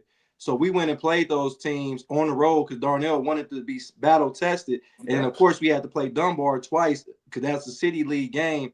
And I told you so. Dunbar is a team that had Daquan Cook and Norris Cole on the same team. So you got 2 NBA players on that team. We went and played those type of teams. So Donald is right. It does matter. But why? Okay, I'm glad Donald just said that before we go to the next playoff game. Why is it Kawhi Leonard is getting so much flack when he lost to Steph Curry in the play-in? No, I don't. And I was going to say that too. I don't think the reason I'm criticizing Kawhi Leonard, not because he lost. I don't care. Winning and losing is, don't get me wrong, that's what you play for, but that's the team aspect of it. So I always feel like it's overrated when you talk about individuals win and lose. But the way Kawhi played, that's why I'm criticizing him. Okay. He was out. He flat out didn't look good. Period. My thing is, your individual performance is how I'm gonna judge you. His performance the other night was just terrible. Okay. That's why it's like, oh, if you now, because sometimes you just lose. Another team just better than night. He's a Clipper. I don't know. He's a Clipper, so. Yeah, the Clipper got I think got a dark cloud over the Clippers. Yeah. They like, what's that dude off the Charlie Brown with the got that dirt always raining on him? So is that what they mean when they say you can't buy happiness? Because he got all the money in the world. I think he went to the Clippers because he's from LA, but you picked the wrong. You've been better off. They need to move the Clippers to San Diego. Man, Fred VanVleet just said that when he said, first of all, when they traded for him, he said he wasn't coming to the Raptors. Like, I'm not showing up. But then when he got there, he was telling them the whole year, I'm leaving after this year, no matter what happened. So he said they won a championship. They try to give you some steak and some buildings and everything in Toronto. He said, I don't care what y'all give me. I am out of here. I want to go home. I want to live in California, and that's what it is. He do look like a Compton nigga. Hey, let's stay in the West. Let's stay in the Western Conference if we could. So we got the Rockets, Houston Rockets. They got the number 4 seed. They got the number 5 seed going against the Lakers at number 4. They will be without I believe the MVP, Luka Doncic, and they will be without the sharpshooter, Austin Reeves. I know you don't agree with them, but they do have the king. They still have the king. And they got Bronny. They got the X factor in Bronny James. And they got Aiden too. Don't forget about him. Aiden. Oh boy. Anyway, who you got in this series right here? Because Houston has been without Van Fleet the whole year, but we still got to take that in consideration because I think they will be a lot better team than we had. Yeah, this is the first time we've said in a really long time that an NBA team without 2 white guys don't have a chance to win since Larry Bird and Kevin McHale. Let's say Larry Bird and Kevin McHale weren't playing in the series. Oh, man, without those 2 guys, we can't win. Last time we said, well, man, we're missing these 2 white dudes. We won't have a chance. They're going to got a chance to win this series, man. We all know LeBron's great. He's going to do his thing, but he ain't got enough help, man. Bronny's probably going to get 10, 15 minutes tonight. That's not going to help. Houston Rockets, they were saying that Kevin Durant's questionable coming to this game. I think he probably got a banged up knee or something. He's probably still going to play. I got Rockets in 5. So Rockets win this game easily. How the hell did Kevin Durant, he ain't played in a week. How did he get hurt? I don't know, bro. He got hurt on Twitter? Maybe the ash from his knee is starting to soak into the ligaments. Something he don't get credit for. He played 79 games this year. And he played like 36 minutes a game too. So yeah. People don't really little wear and tear there, huh, Donald? No, he probably just wanted to say questionable for the. I don't know. He's gonna play. Donald's favorite player is gonna be playing for the Lakers in Vanderbilt. I think Donald really loves Vanderbilt. They got superstar. They got no chance. Vanderbilt. So what do you think about the Lakers and Rockets? Of course, the Lakers are without, Reeves and without Luka Doncic. I think Marcus Smart does come back in this game. I think that'll help a little bit on their perimeter defense. But what do you think? I just don't think they have enough shooting out there. And I think the shooting that they do have it out there with like Laravia and Kennard, I feel like they so much can't guard. And it's a difference when you got Luka Doncic. He's not going to guard, but if he give up 30, he'll get 40. So he can still win his matchup. Now, a player like Luke Kennard, who's not going to guard, he's going to get 12. So it don't really pan out. I don't see the Lakers winning. I do think they're going to win one of these two first games. If I got to go with one of them, it'll probably be the next one. I think the Rockets are gone. I just can't see Luke Kennard staying in front of the Thompson twin. I can see him running by him dunking the whole time. But, guys, listen, this is about to be a against the grain sports take. Lakers win game one. Now they're gonna lose the next four, but they win game one. I just think that LeBron is this is gonna be one of these LeBron moments that people are gonna remember how good LeBron is. LeBron is gonna have a triple-double today. I think he goes for 30, 12, and 12. This is one of them performances LeBron is gonna have a throwback, and he's not gonna have nothing left the rest of the series because I think that he's going to attack. He's going to be. We really haven't seen an attack LeBron James in about 3 years. We haven't seen that attack mode. He's been more a facilitator, letting the game come to him. That's not when LeBron is at his best. I know LeBron wants to always make the right decisions and whatnot, but LeBron is an attack first player. LeBron is a scorer. I don't give a fuck what. I know he wants to make all the passes. LeBron James don't have the most points in NBA history just because the motherfucker like to pass. And this is going to be a game. Amen Thompson. Just not going to be strong enough to guard LeBron. But after this game, you're going to see LeBron playing less and less minutes, and they're going to get their ass told from the flow. So, yeah, they're going to win this game, and they're going to still lose in 5. I got the Lakers today. And you know what I think? That this is another reason. We'll go back to you talking LeBron. Another reason I think that it's over with for him because I think Redick's ass is cooked, fired. Wow. I think he's done. First of all, the number of the players, they're not respecting him. It's just a lot. I think he's done. And I think that the person they're going to bring in, LeBron's not going to like because they're not making decisions around. Bronny was your last favor around here. So the decisions they doing now doesn't have nothing to do with LeBron, and therefore I think they're gonna bring in somebody that he don't like, and that's gonna be another reason to be like, well, yeah, I'm done. So wait, so Donald, hold on, stop. No, so you're telling me that Bryce is not going to be a Laker next year? Man, Bryce might not be a Wildcat next year. But yeah, I think he's done. First of all, Luka Doncic don't like JJ Redick. What that means is you have to go. Just like the guy in Mosley in Orlando, him and Paolo don't get along. You got to go. That's why he's probably gonna lose his job. But if he can't do something to get on the same page with him, he's gonna lose his job. But let's be, and I'm gonna ask you, Donald. But so, how many coaches really is respected in the league? Out of 30 teams, give me the amount of coaches that you think actually get respect from the players. Probably 10. You going? Yeah. On 10. I would say probably 10. I mean, and some of these guys are former players, and they still don't get the respect they deserve. I would say probably about 10 coaches. 10, okay. Donald, how many? What out of 30 teams? How many actual head coaches really get respect?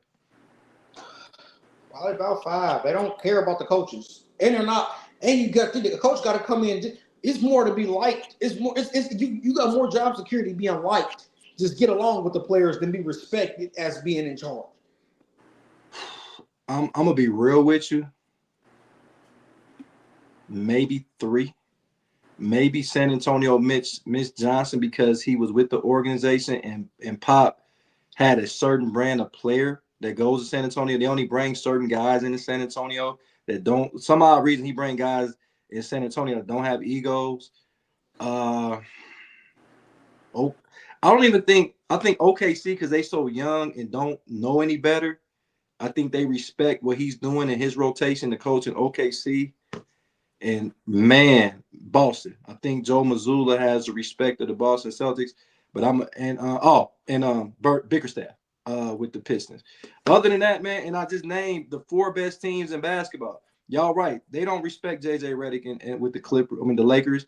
They don't respect Tyronn Lue. Like, that's why he had to get rid of James Harden and all those people, because he didn't get the respect that he deserved.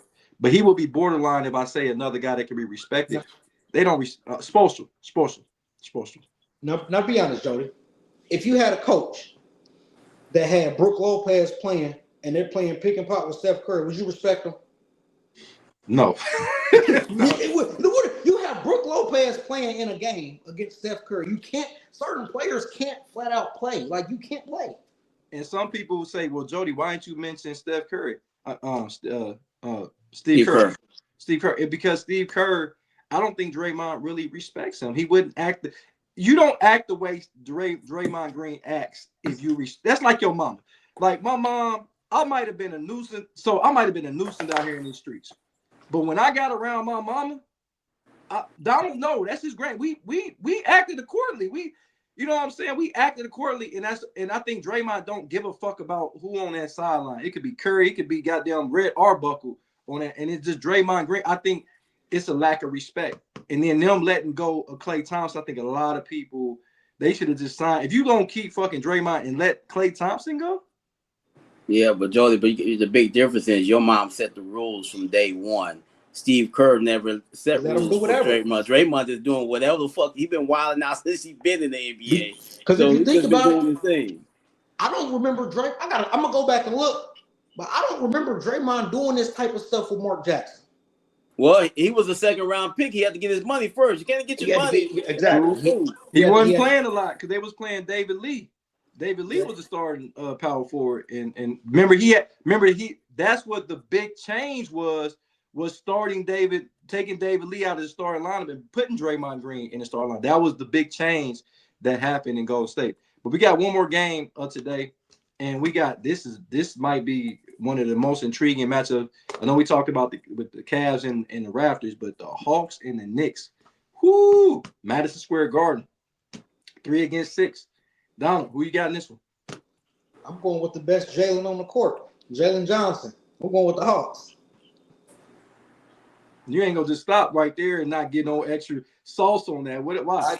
I just feel like Jalen Johnson's the best player on either team, and I think this is the thing: the way the Hawks play up and down, I think it's a bad matchup for Cat and Mitchell Robinson because they kind of slower. They kind of slower, and then Mitchell Robinson don't really score the ball or shoot it that well. I think it's a bad matchup for the Knicks, and all in all, I just think the Knicks have just not been really just good this year when they need to be. I'm gonna go with the Hawks. Once again, they got a coach that don't know why respecting Mike Brown. The worst thing some people ever do, they think that just because you won a championship, they respect you. No, they don't care about that. That's why I brought up Steve Kerr, because people are like, he got 4 championships in 12 years. Yeah, but I think if you got Steph Curry, Kevin Durant, shit, you could throw me on that roster with 2 bad ankles and we still gonna win. Who milked the championship the most, Ty Lue or Doc Rivers? We're gonna get to that. So who you got in this game, the Hawks or the Knicks? I'm gonna go to the Knicks. This is similar to that Raptors series. It's all the pressure is on the Knicks in this series. The Hawks, they're young, not even expecting to be here, but I think the Knicks gonna take advantage of this young team today. I got the Knicks winning today. I'm gonna agree. I got the Knicks too. I just think that we don't give enough respect to Cat. He was, I think, third or fourth in the NBA in rebounds. I know his scoring has went down, but he has a different role. He's kind of turned into the Chris Bosh of the Knicks, where Chris Bosh, remember, he was a dominant figure down low, giving you 24 and 12 with the Raptors. Then when he went to Miami, he got further and further away from the basket, which, you know, he's not going to get a lot of looks down there. And then he think he's a guard anyway. Karl-Anthony Towns want to be a 2 guard so fucking bad. But I think Jalen Brunson is the big body Brunson, as Kendrick Perkins has so eloquently gave him a nickname. I think he's going to be a guy it's going to be hard to guard him. I think that Dyson Daniels will give him, because he's a great defender. But I think Brunson is going to be too much. And then if they can get anything out of Miguel Bridges or OG Anunoby, you get anything out of those guys, the Hawks don't have any chance. If they get anything out of those 2 guys, the Hawks don't have a chance. And I think the Hawks losing 6 in this one. But I got the Knicks in this one. Where J. Kane at? I done gave him props, and I still don't, because he pop up like Candyman when you say something about the Knicks. You gotta say it one more time. He pops up. But yeah, so real quick before we get off of this, and I got that. I got one more question. I got an NBA, NFL question, and get you guys to enjoy your Saturday afternoon. Want to thank everybody that's been out there viewing Against the Grain Sports, man. I appreciate what y'all done, man, for us, because we got some big things coming down the pipe. So on sports, man. Donald asked a question, and I wasn't going to add this question, but I guess I can throw him in it. I was going to talk about Doc Rivers. Doc Rivers was recently fired from the Milwaukee Bucks. I don't think he should have ever got that job, because when he took over that job, Griffin had the best record in the Eastern Conference when he got fired. And you bring Doc Rivers in, who has not done anything since he got there. He's had Giannis on that roster. Donald asked the question, who has milked their championship more? Doc Rivers or Tyronn Lue? I'll definitely say Doc Rivers. It was longer ago. So I would say Doc Rivers. He had that one good year. Well, he had a couple of good years in Boston, but he had some really good talent there. He's bounced around from team to team, haven't done no real winning since then. So I would definitely say Doc Rivers milked his a lot longer than the coach Tyronn Lue has for the Clippers now. Plus, he's a Clipper. We all know you can't win that organization. Okay. What do you think now? Because you asked the question. What do you think? I was gonna say Doc. I think I can't say the 08 Celtics team as a whole. They all, but my thing is Garnett, Allen, and Pierce were all great players at the time, and Rondo became actually a great player. But you got all type of guys. You got Tony Allen. So I'm gonna go with Doc Rivers. Like you said, he's had longer since it happened. Like Soul said, to still be milking it. But Tyronn Lue has literally done nothing since then, and they just keep going and giving him jobs. And I seen the other night, they said, "You got any pressure?" He said, "Nah." He said, "Have you ever felt pressure?" He said, "Yeah, being down 3-1." So the only time you ever felt pressure was one time in your coaching career. That means you ain't played in a lot of big games. That's what you think about. Like, you ain't really done no winning. I'm gonna go against the grain guy. I think it's Tyronn Lue, and the reason why I say Tyronn Lue, because Doc Rivers, he did go to another finals. People forget that Boston Celtics team went to 2 finals. They lost to the Lakers in one of them, and I think they beat the Lakers in the other. He also has a few runs to the with the Philadelphia 76ers. I believe he had a couple good runs, good playoff runs. I know he didn't do shit in Orlando, but he did turn Orlando around, because Orlando with Trace McGrady, that's why they got Trace McGrady. They were really bad. Grant Hill didn't really play a lot, because remember, he was coming off those. He never was the same since he left Detroit. He had Doc had some decent runs. So I'm gonna say Tyronn Lue, because LeBron James was that coach on that team. Let's be real. LeBron has been the coach at almost every team he's been at. So I'm gonna go LeBron James. I'm gonna go Tyronn Lue. Tyronn Lue has milked that championship, because outside of that championship season, he don't have another finals appearance. What else has he done? I mean, of course, he's playing with the Clippers, but even when he was with Cleveland, what did he do in Cleveland? So even though it's been a shorter period of time with Tyronn Lue, I just don't see Tyronn Lue being considered really a championship caliber coach, because, yeah, Doc Rivers did have Kevin Garnett, Paul Pierce, and Ray Allen. None of them are LeBron James. None of them put together is LeBron James, honestly. So I think Tyronn Lue milked his a little bit longer. Now I think he's going to end up being the Doc Rivers of our era. So that's what I think. Good question, though. We're going to change gears the last few minutes of the show, man. We're going to talk NFL. And the reason why we talk NFL, because it was a big splash. And nobody really talked about it because it's the offseason and the draft is a few days away.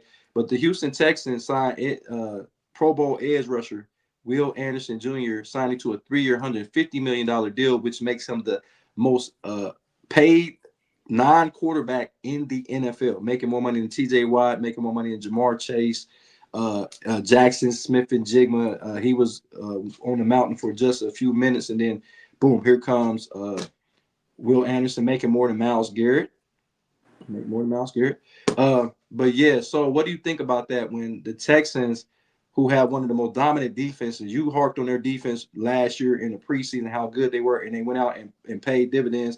CJ Stroud just couldn't throw it to the same color jersey. But anyway, nigga, we on your team, nigga. I'm right here. But yeah, what do you think about him being the highest paid player, not quarterback, when he's not? I don't think he's the best defender on their team. I like it, Jody, because he's young, and you pay him before it's time to pay him.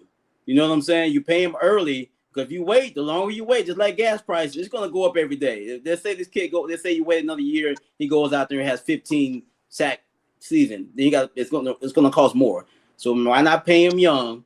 Why he's still somewhat affordable, and the quarterback still don't know if CJ Stroud going to be there long term or not, but they talking shit about this guy. He's still on his rookie deal, so why not pay other players while you can still afford them? I like the move for the Houston Texans. Is you're right, but like I just said, I don't think he's better than Danielle Hunter yet.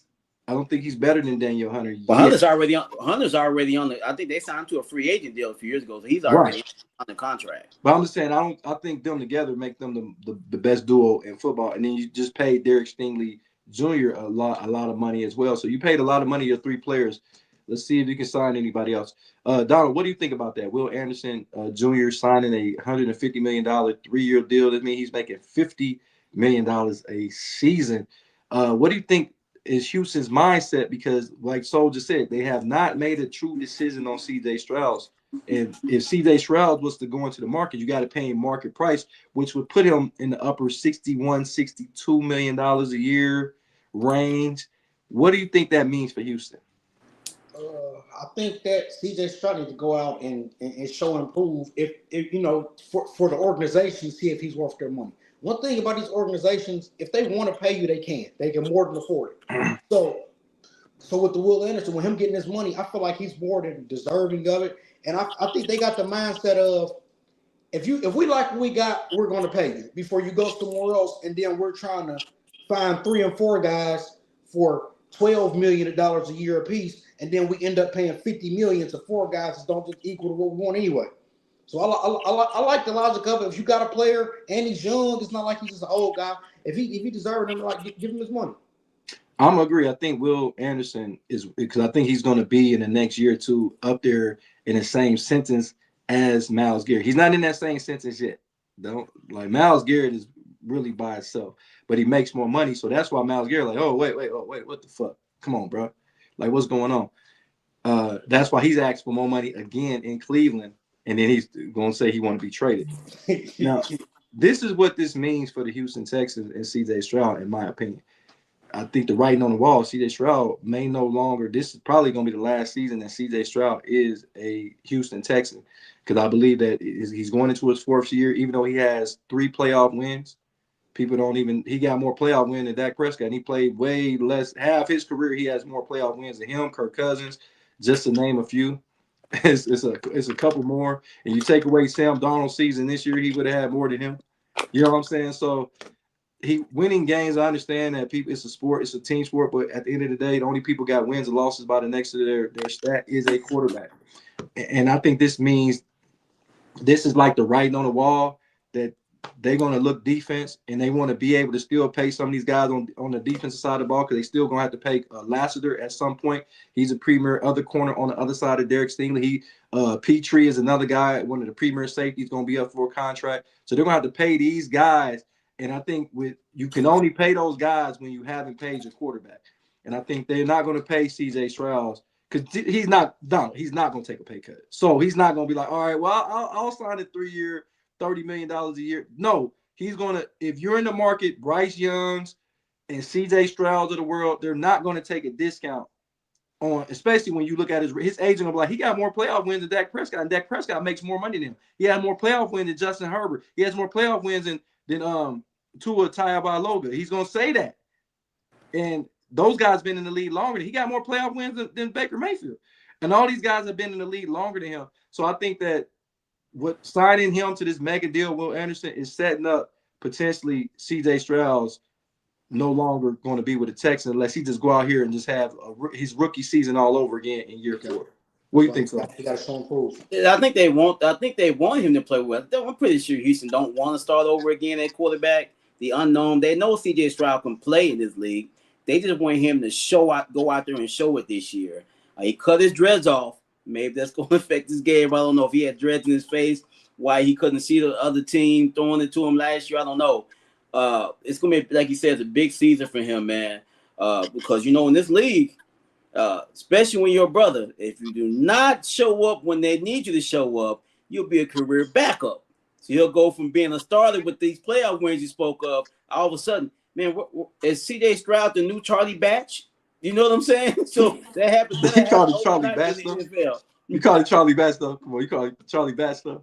He a career backup. That's crazy work. But this is the thing. A lot of people, including people on the show, feel like the Houston Texans would have beat the New England Patriots if Davis Mills was playing quarterback last year. You see what I'm saying? That if he just didn't if he could have spiked the ball and they would have had a better chance of beating it. If they would have went every down and spiked it and punted the ball, they would have beat the New England Patriots last year. Because we act like Drake May just had balled out. Was bad too. That shit was he just played elite. It's just CJ Stroud played a little bit worse than he did. CJ Stroud threw a pass so bad that it injured his own receiver. Yeah, and that trying to turn back to get the ball. So Donald, the question I got is why is Houston not investing this type of money on the offensive side of the ball? They playing musical chairs on the offensive line. Just think about a year ago, they got rid of their best offensive lineman, Jeremy Tonsel, went over to the Commanders, as we well know, and he's assigned a huge deal with the Commanders. They just got rid of their other offensive right tackle to the Browns, who they just drafted 3 years ago. They're still searching for an offensive line. They lose Joe Mixon. Nick Chubb was not the answer because Nick Chubb is in the twilight of his career. So we don't know what you're doing at the running back position. And you got Collins is really your only receiver. And you banking on Tank Dill, who just got shot and missed like a year and a half of football. Mm-hmm. But they're not investing on the offensive side of the ball except for fucking Schultz, the tight end. He was hurt in that playoff game. Donald, why they're not investing this type of money on the offensive side of the ball? Because I feel like they probably think that you can get cheaper players in draft and try to figure out on offense, but we need to secure what we do have. I don't want to like Will Anderson and Stingley. Those guys are for sure fire. This is what we have. I don't want to not pay one of them, risk losing one of them, and now we gambling because you got to think even the players we might invest in on the offensive side might not be it. So I got to sign these. I got to sign these players, and then I think a quarterback is a lot of pressure on them. So therefore, they feel like if you're this good and you're gonna be our guy, you should be able to make some of these guys look a little better. I think that's how they look at it. But I do think the base is we gonna pay who we know for sure is it, and that's the players on the defense. Take care of them, and then C.J. Stroud, you got a year to show and prove. You know how I say Lamar Jackson and James Harden the same person? Yeah, I got one. C.J. Stroud, Paulo Banchero. Whoa, okay. Two young guys. I can see the comparison, the similarities as far as basketball, football. So why do you think they're not really spending that type of money on the offensive side of the ball? Because you got to think there's nobody on that offense outside of Collins that they have paid on it. Because every time it's time for one of them offensive linemen to get paid, they trade them. C.J. Stroud, they haven't paid them yet. They don't have a running back. They keep drafting wide receivers from Iowa State. No, they picked up the running back from the Lions. Remember they picked him up. They picked him up, but we don't know what he's gonna do. We don't know yet. You know what I'm saying? Running backs, look at the running backs you think they good the year before, and then they lay an egg the year when they get to that particular team because it's a new system.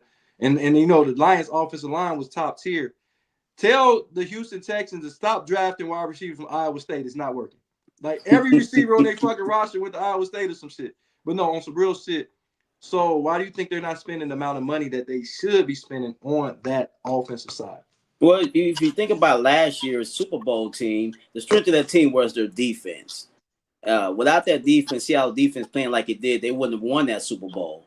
So maybe this is our strength. Like Donald said, we're going to put money in to invest our money into what we know is really good, and hopefully we get decent quarterback play, and we can win us a Super Bowl also. I think if this defense plays like it did last year, and this offense don't shit the bed in the playoffs, the Houston Texans are going to be – they can make a playoff run and possibly get themselves to a Super Bowl next year. I think that's probably their mentality. We know where our best players are. Let's pay those guys and maybe we get lucky on the other side of the ball. Okay, let's be real. How many times have we seen great defenses be able to repeat that performance? The Chicago Bears defense was historical in 85, and they never reached the height. Now, not saying they didn't have good defenses afterwards, but they never reached the height of 85. The Giants at 86, that defense, they never really reached that height of 86. When you go back and you look at the Seattle Seahawks when they had the Legion of Boom, they never really reached that until now. So it's no guarantee, and of course the Ravens, I don't know how they have one of the historical defenses. They never really reached that again, even with Ray Lewis and adding better players and Ed Reed and T. Sizzle. They still never reached the height of that defense. So it's not a guarantee that the Houston Texans going to be one of the best defenses in football again next year. So that's why I think you got to be able to score points in this league, and you got to take the pressure off C.J. Stroud. If you believe in C.J. Stroud, you can't keep signing different offensive linemen. You're getting rid of his left tackle. So we don't put in perspective how many left tackles C.J. Stroud had in 3 years. I think he's with 3 different left tackles, or at least 2 for sure. That's not a good formula. Like, there's no continuity, and I think that C.J. Stroud is getting a raw deal. I think they're not putting any money around him, because if this was Tom Brady would have got every fucking thing he needed. Because when he left, and I say this, I know Donald is beneficiary of them winning the Super Bowl, but it wasn't just Tom Brady that went to Tampa Bay. He brought a boatload of shit down to Tampa Bay. And what's up to Kathy? She said she overslept. What's going on, Kathy? Glad you can join us. Better late than never. But they need to spend some money on the offense side. They can't bank on Tank Deal coming. And I hope he's healthy. I really do, because the guy was playing phenomenal football. But to have the injury that he had, then get shot on top of that, we pray for him to come back and be, if he can be half of the player he was, I'll be happy for him. So, but you can't bank on that. You can't bank on your whole career, on your whole success of your organization, banking and hoping that he comes back and be the player that he was when he left. So well, they have the draft here coming up here next week, so I'm pretty sure they're probably going to get C.J. Stroud some weapons on offense, because their defense seems to be set. They're probably going to go O-line and probably wide receiver in the draft. I'm pretty sure that's probably their game plan. That will be my game plan, but I'm not in the war room with them. But I would definitely look at Stroud. Like you said, their defense is set for the most part. I would probably look at getting some help out the quarterback some in the draft this year. Okay. Last but not least, since you brought up the NFL draft, Donald, man, the draft is on Thursday. And like I said, this is going to be the biggest job interview of a lot of these young men's lives. A lot of dreams are going to come true on Thursday in the first round. Mendoza is expected not to be there. And with him not being there, Donald, if we know he's the clear-cut number one, why don't they just announce it right now and we could save the drama? Why won't they do that? I don't know. I guess they still got to walk up and say he's the pick. I don't know. And then like you said, he's not going. I think that's going to be more often now. I don't think guys want to go. I just think that's going to be more regular now. But yeah, they can at least say it like this is who we're taking at number one, unless they're still in the back of their mind. Because I did hear something about them saying it wasn't highly likely, but about them still possibly trading the pick. I said that. Yeah, well, you said it, but about them trading the pick, so it may not be a foregone conclusion. It might be 99.9, but it might not be a foregone conclusion on actually taking it. Okay. So what do you think about that, man? I know that they got 15-minute obligations of fulfilling that first pick in the drama. When you got all offseason, you on the clock once the season over, you know who you're going to fucking pick. And if you don't know by now who you're going to pick, then you need to fire some people in that Raider front office. Why don't they just announce that this guy is going to be the number one pick, if he's going to be your number one pick, if we know he's not going to be there? Well, that takes away from the drama of the television show of the NFL draft of next week. You got to think about this, Jody. Nowadays, since these players are slotted, you already know how much you're going to make. You know, in years past, we've seen quarterbacks, and we knew they're already negotiating deals with their teams before they even get drafted. Those days are gone. And like you guys have been saying, you never know. Maybe right before they get ready to make the pick, some team might, hey, look, man, we'll give you 3 first-round picks for this guy.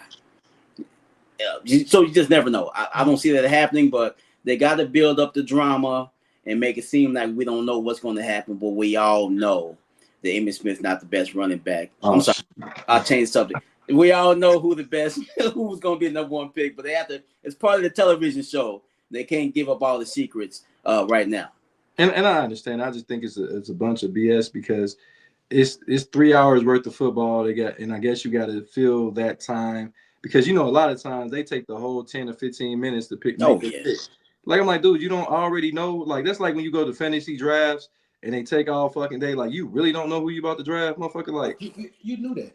They already gave him the playbook. Apparently, he already has the Raiders playbook. So yeah, we already know he's gonna be a Raider. Yeah, he's probably gonna be number one. But him not being there, I don't like. I think we discussed. I don't like it either. I don't like him not being there. But Kathy said the Browns should trade now, and I'm glad she just said that because now my next question go to you. So the Cowboys have been flirting with the Browns on potentially trading their picks to move up in the draft. But so what is it that the Cowboys are really looking for? Because they need, if you got the 12th pick and the 20th pick, that's two starters on especially on your defense, and maybe one on offense, one on defense because they still can add some pieces to the offensive line, or they can draft a potential replacement for George Pickens if it don't work out in this 1 year or if he holds out like I think that he should.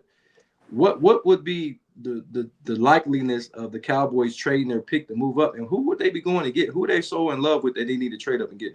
Can you imagine, Jody, if you put here in Texas, you put that Houston Texans defense, that Cowboys offense, goddamn, they'd have been undefeated last year.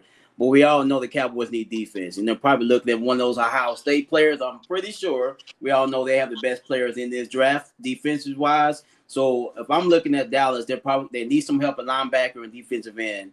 So if they're going to move up in the draft with Cleveland has what pick do they have? A top 7 pick?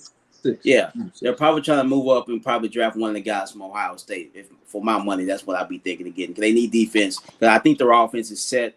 I think they're probably going to go defense. But I'm thinking that the guy that they want is really they've been eyeballing is Sonny Styles. I think Sonny Styles will be there at 12. I think he'll be gone by then, Jody. We'll see. But they got the 20th pick, so. To move up, I'm as a Cleveland fan, I'm all for you trading this. We'll move back to the 12th pick, and we take your 20th pick. That means we have 3 first-round picks. Absolutely, we will fucking make that trade. But, Donald, what do you think about that? You heard the rumors. Of course, my son, your cousin, probably called you about it. And I hear that we're going to trade down, and, he wants – it's crazy because he's a Michigan fan, but he wants some Ohio State players on his Dallas Cowboys. What's up? Donald, what do you think about that, Donald? What would be the logic of the Dallas Cowboys trading their 2 first-round picks or giving up one of their first-round picks to get who and why? Sexy stole my take, but at the same time, it got to be somebody that you're just die hard in love with. Now, whatever that may be. I don't know, because the thing is about Dallas defense, they actually played after they made moves at the end of the year. They actually played pretty decent. The defense played good at the end of the year, so it might be something they want to assure up. I can't see them going after nothing on offense unless it's something with the George Pickens thing, like you said. I just want to assure something up, but it got to be somebody on defense. So maybe that resource styles, but it got to be somebody you're in love with because to have 12 and 20, you're sitting nice already. But my thing is you want to trade with Cleveland and a player that I would think that they would be going after, like a Arvell Reese, where you have a reincarnation of Micah Parsons because he has that type of ability. He's going to be gone. We know he's going to be gone. We know David Bailey is going to be gone. Is potentially Caleb Downs will be gone. So Jeremiah Love, you're not looking to get a running back. I don't think so. So I'm thinking like what would be so fascinating? Because I really do believe Sonny Styles will be there because I know Cleveland is not going to go after Sonny Styles. I don't think New Orleans is going to go after Sonny Styles. Maybe the Commanders go after Sonny Styles. Maybe, potentially. But I think the Commanders going to go a defensive back. I think they can still use some help in the secondary with Marshawn Lattimore not really panning out for you guys. So I think they can stay at 12 because they can use that 12 pick to get Sonny Styles. And then 20, I think Massador will still be available. And the way that Ruben Bain said he might drop, he might still be available at 20. What do you think about that, Don? That's what y'all know. Ruben Bain, he became one of my favorites in the whole draft. But I do think if they do trade, I think it needs to be a big if. We need to put this trade in place and have it in order. But it's only if the player that we're in love with or want to get is there at 6. Because you can trade and then somebody can take who you like. Yeah. At 1, 2, 3, 4, 5, and now you're back in the green room just juggling. I think it don't matter. We're gonna listen until the 5th pick is made. We can announce and do the trade at that time. Mm-hmm. What do you think, sir? I agree. I agree with Don 100%. They probably set the parameters for the trade, and like you said, that's depending on if that player they want, said player is still there. If that player is there, then we can do this trade. But if not, we're gonna keep our picks. Like you just said, Bane. I think he might be there because I think he's gonna drop a little bit in the draft. I don't think his arms are long enough to reach the top 10. So I think he'll drop down and he'll be there for the Cowboys at 12 if they don't make that trade. You I said don't his like arm. that though.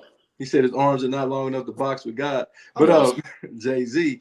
But I think with that off the field, now all of a sudden the stuff that happened 2 years ago in that auto accident where the young lady lost her life, didn't hear about that none until about a couple weeks ago.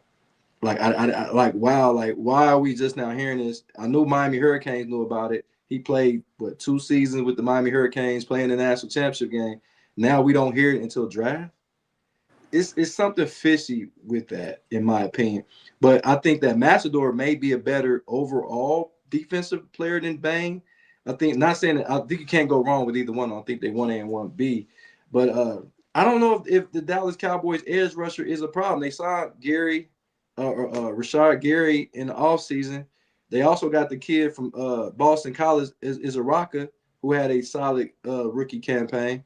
I guess you can never have too many edge rushers, but I don't think that's all they need. I think they still need to work on their secondary. I think they still need some cornerbacks. They got rid of Diggs. They still got Bland. We don't know if Bland is going to go back to his all-pro form. So I think they still need – me personally, if Caleb Downs is available down there any team outside of the Raiders, I think Caleb Downs should be the second pick of the draft. Personally, I think Caleb Downs is a difference maker of that magnitude. Don, what do you think about that? yeah, Caleb, he's that for sure. But it depends on what they believe they need. And like I said, the trade should have parameters. And like so, the only thing is that just opens the door for some Baltimore Ravens type stuff. Yeah. To when you working out a trade and stuff before it happens, and then it's based on if I can get this person, it's opening the door for some Baltimore Ravens, and they pull some bullshit. I mean, but they got it off. But I do think Caleb Downs, if you need a safety or a defensive back, for sure. I'm not passing up on Caleb Downs because everybody from the Titans, the Jets, the Browns, the Commanders, who else? The Saints. All those teams could use Caleb Downs. Like the Titans, there's not one team outside of the Raiders. Of course, they're gonna probably go quarterback. There's not one team that's from 2 to 10 that cannot use the services of Caleb Downs. So, I just don't believe that they can not use them. I agree. The Raiders roster, right? Yeah. Is their roster just set to where they only need a quarterback? No. This is my thing. Okay, so this is my next question. Is Mendoza? It just say he's just the best at this draft, but is he like a franchise quarterback? That you feel like? So my thing is, why are they so pressed on taking him? You could take something else, and you could take something else you need. You know you're gonna be bad next year, and then as we think now, but as we're looking at it now, it could change. But it's like we got a few quarterbacks, and you're gonna be bad next year anyway. Mm-hmm. So if you're going to be bad next year anyway, we know we're probably going to be top 5 or 10 next year. If it's 3 to 4 quarterbacks that we feel like is top 10 worthy next year, why not take something else we need and then look for the quarterback next year instead of forcing ourselves into a pick on a guy who is like, we don't know. I think that's Jody's point of saying the reason why they might trade that pick because they do have Kirk Cousins now, and I think Mendoza is very similar to Kirk Cousins in playing style. But they're hell bent on getting this kid at number 1, though. Real quick, Kathy said Downs just might be the second best player to pick. She said the second player picked he may be. He can go from anywhere from 2. They got him all the way up to 12, which I don't think he's gonna last out of the top 5. But the Mendoza situation, I think a lot of organizations are looking like, okay, we had Peyton Manning. We couldn't pass up on Peyton Manning. He won Super Bowls for it. We can't pass up on Eli Manning. We can't pass up on these Joe Burrow type quarterbacks, Matthew Stafford, the number 1 pick. Because let's be honest, if you're a number 1 pick, you normally more often than not are going to be a good quarterback. There's not been that many bad number 1. I'm talking about number 1 overall. I ain't talking about first round picks. Okay, Jamarcus Russell, but he's saying he ain't no bust. He said I'll bust you in the mouth. You see that? He said I'll bust you in the mouth. Nigga, you ain't gonna bust shit. Nigga, you should have been reading your playbook instead of eating burgers and shit. Shut the fuck up. I like Jamarcus, what he tried to come in, but he showed zero accountability for what he didn't do. Yeah. But that's a whole nother topic. But if you look at Donald, let's think about it. You look at the number one quarterback, Andrew Luck, Cam Newton, Joe Burrow, Eli Manning, Peyton Manning, Michael Vick. If you look at the number one quarterbacks, they're more often than not pretty good. Matthew Stafford. This is true. But Baker Mayfield. All these guys you're naming, we didn't. Well, I mean, I don't know how you guys view them, but all these guys you're naming, you looked at them in college like he is that. Mendoza, I'm like he's good, but I don't view him how I view the other guys you named, the guys coming out of college. Of course, those guys are like a surefire, even if they're a bust. Cool, I'm okay with what I've seen and what I thought I had. Mendoza, it's like we're forcing, because we need a quarterback. It's like we're forcing ourselves into a player who we not even all the way sold on that surefire just to say we took a quarterback. Because arguably, if Chamberlain was in the draft, it might be like he might have been the number one pick. Not saying they would have picked him, but I feel like Chamberlain is better than Mendoza. I think Ty Simpson may be better too. So jump in there because we got about 9-8 minutes. Man, I agree with Donald 100%. Even my guy from Texas, Arch Manning, he had a subpar beginning of the season. He got hot towards the end. If he was in this draft, there would have been a lot of talk of him going number one overall instead of Mendoza. Mendoza is just he's got that Kirk Cousin timing going on right now. There's nobody else around him, so it's perfect timing for him to go number one. Because if he was in the draft next year, that guy might be a mid-first round pick, maybe later than that. But see, this is what I don't want to disrespect when it comes to Mendoza. He did win a national championship. Yes, he did. He won it with the Indiana Hoosiers. Come on, who in a million years on their fucking bingo card, whoever picked the Indiana Hoosiers to win the college football championship is probably a very wealthy individual at this point. Because I know Indiana had a good year, but remember in the playoffs last year, they got the shit beat out on by Notre Dame. Notre Dame smacked them the fuck around. And then all of a sudden they come to this playoff and they look like they were unstoppable because of the change at quarterback. So my thing is Mendoza, was we talking about Mendoza when he was at Cal? No, nobody even knew the fuck. A lot of people didn't know he went to Cal. Let's be real. Nobody ever talked about Mendoza at Cal.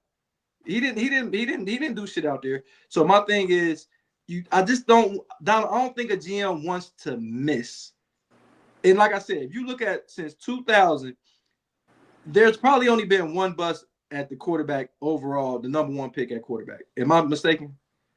No, There's really been a bust because we can say Kyler Murray. Kyler Murray wasn't a bust. He was a two-time Pro Bowler, so he's been to the playoffs. So he wasn't a bust. Right. I just think all the guys who were coming out were better.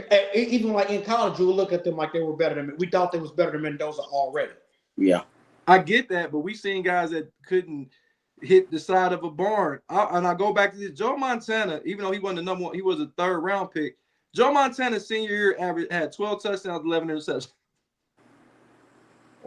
Or is Tom Brady telling him something like, "Hey, I can coach this guy up and teach him something that I knew," and feel like that. That may be something too. I don't know.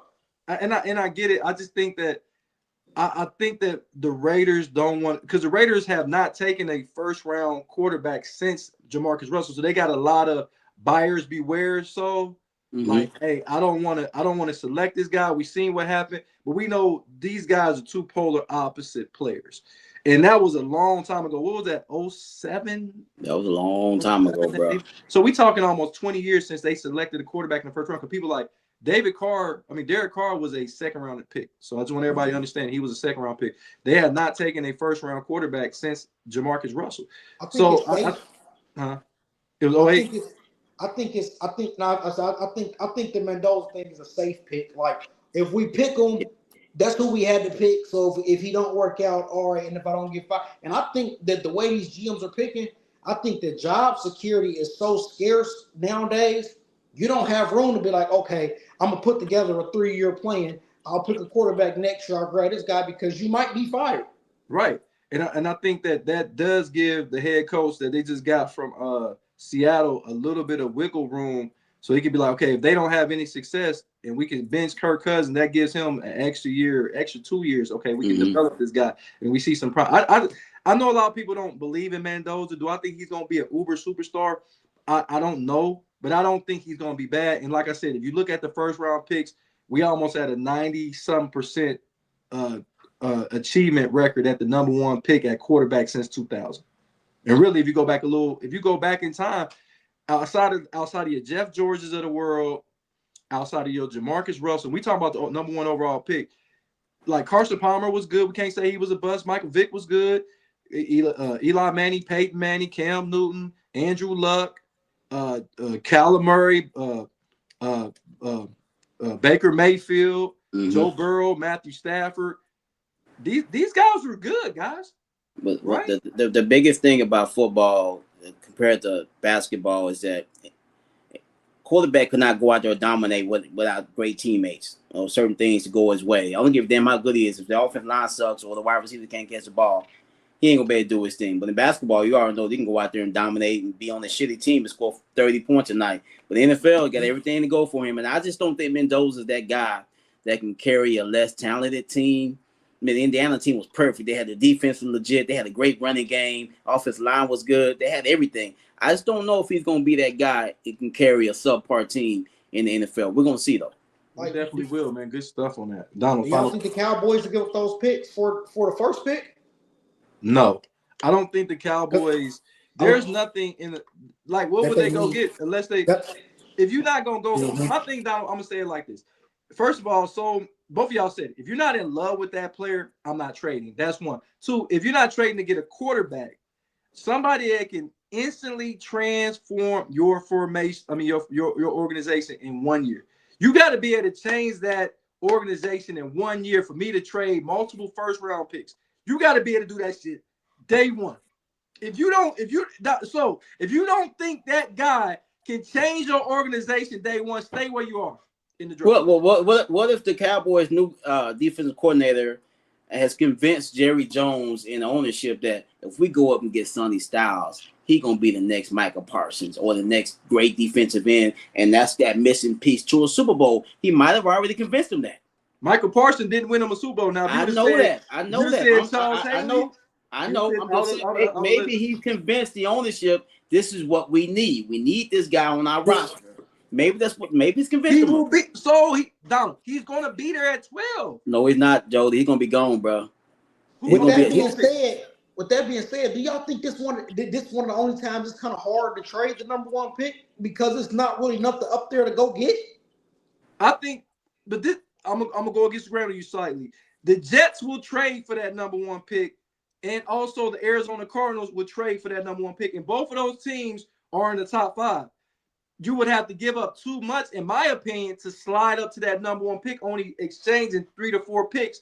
And I don't think neither one of those organizations has enough on the team where the quarterback is the missing piece. You know what I'm saying? He can't go to Arizona. Mendoza is not Andrew Luck. He's not Peyton Manning. He's not Joe Burrow. He ain't even RG3. But RG3 was really good. Let's be real. RG3 was really good. RG3 arguably could have been the number one pick. So no. Donald, the reason why I don't think nobody would, I think the only 2 teams that would trade for him, like I said, would be the Jets and Arizona, but it would be too steep. And then I think that would be a potential bust waiting to happen because there's nothing on those rosters.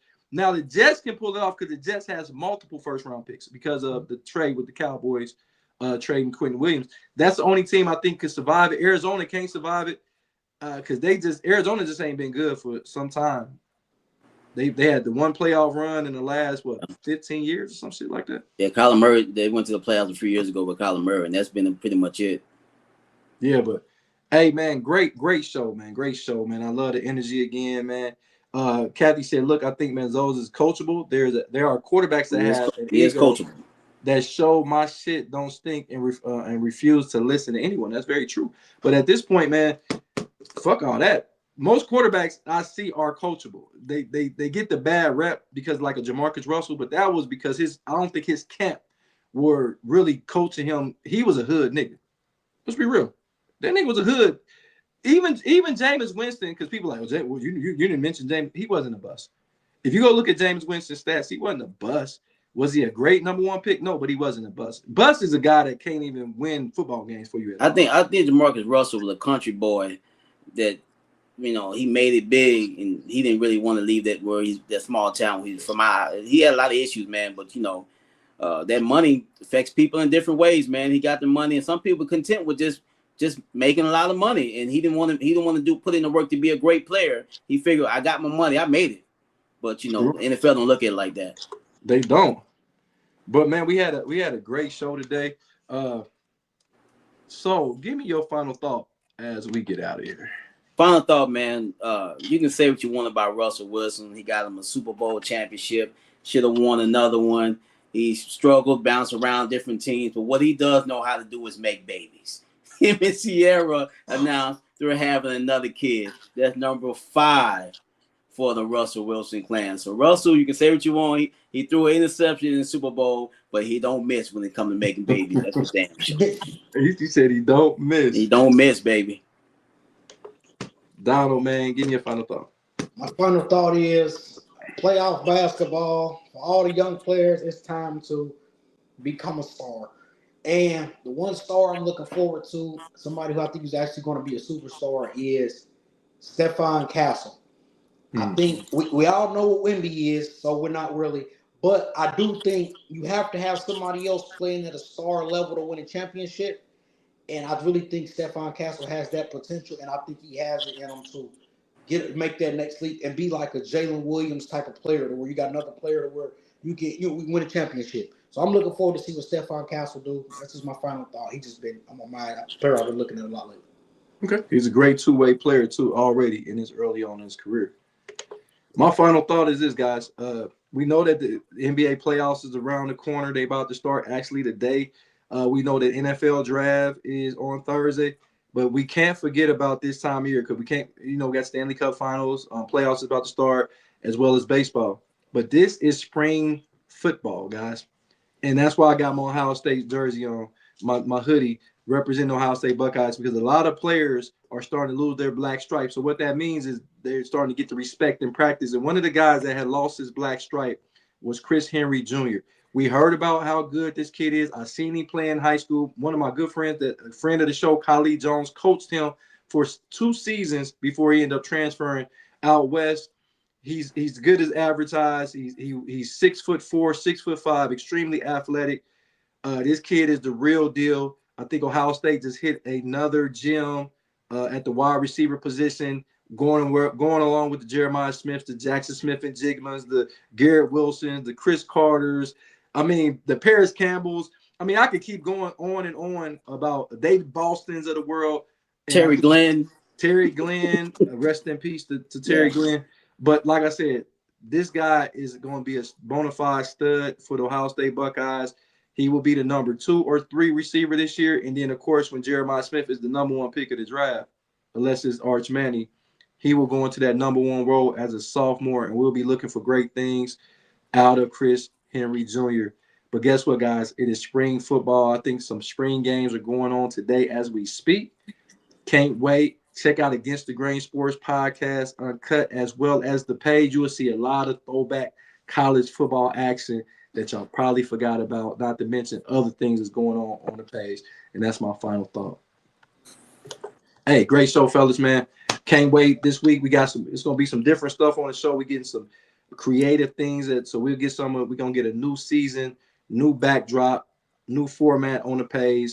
Faison Love is supposed to be on the show this week. I'm trying to see what exact day he's going to be live. So I don't know if he's going to be in my office here or we're going to go somewhere and do it. I don't know, but he will be on the show this coming up week, as well as trying to get some other guests on the show. We're still getting a lot of momentum. I want everybody to keep doing what they're doing, because Against the Grain Sports will be a household name if it's not already for some of you guys. I'm your host, Jody Coleman of Against the Grain Sports Podcast, Uncut. We're joined with my nephew, Donald, the voice of the youth. We got Jarrell Solon Sports, Glenn, all the way from San Antonio, Texas. In the absence of Ray, more than just a Barbara Lindsay, Michael the People, Sam Perry, Andrew mic'd up, and also Jason the Hefty Lefty. And you all know we can't do this without our man, JK, the chef, cooking it up in the kitchen. Donald, you ain't never done this before. What we doing until tomorrow, Donald? We working. See y'all tomorrow. Peace.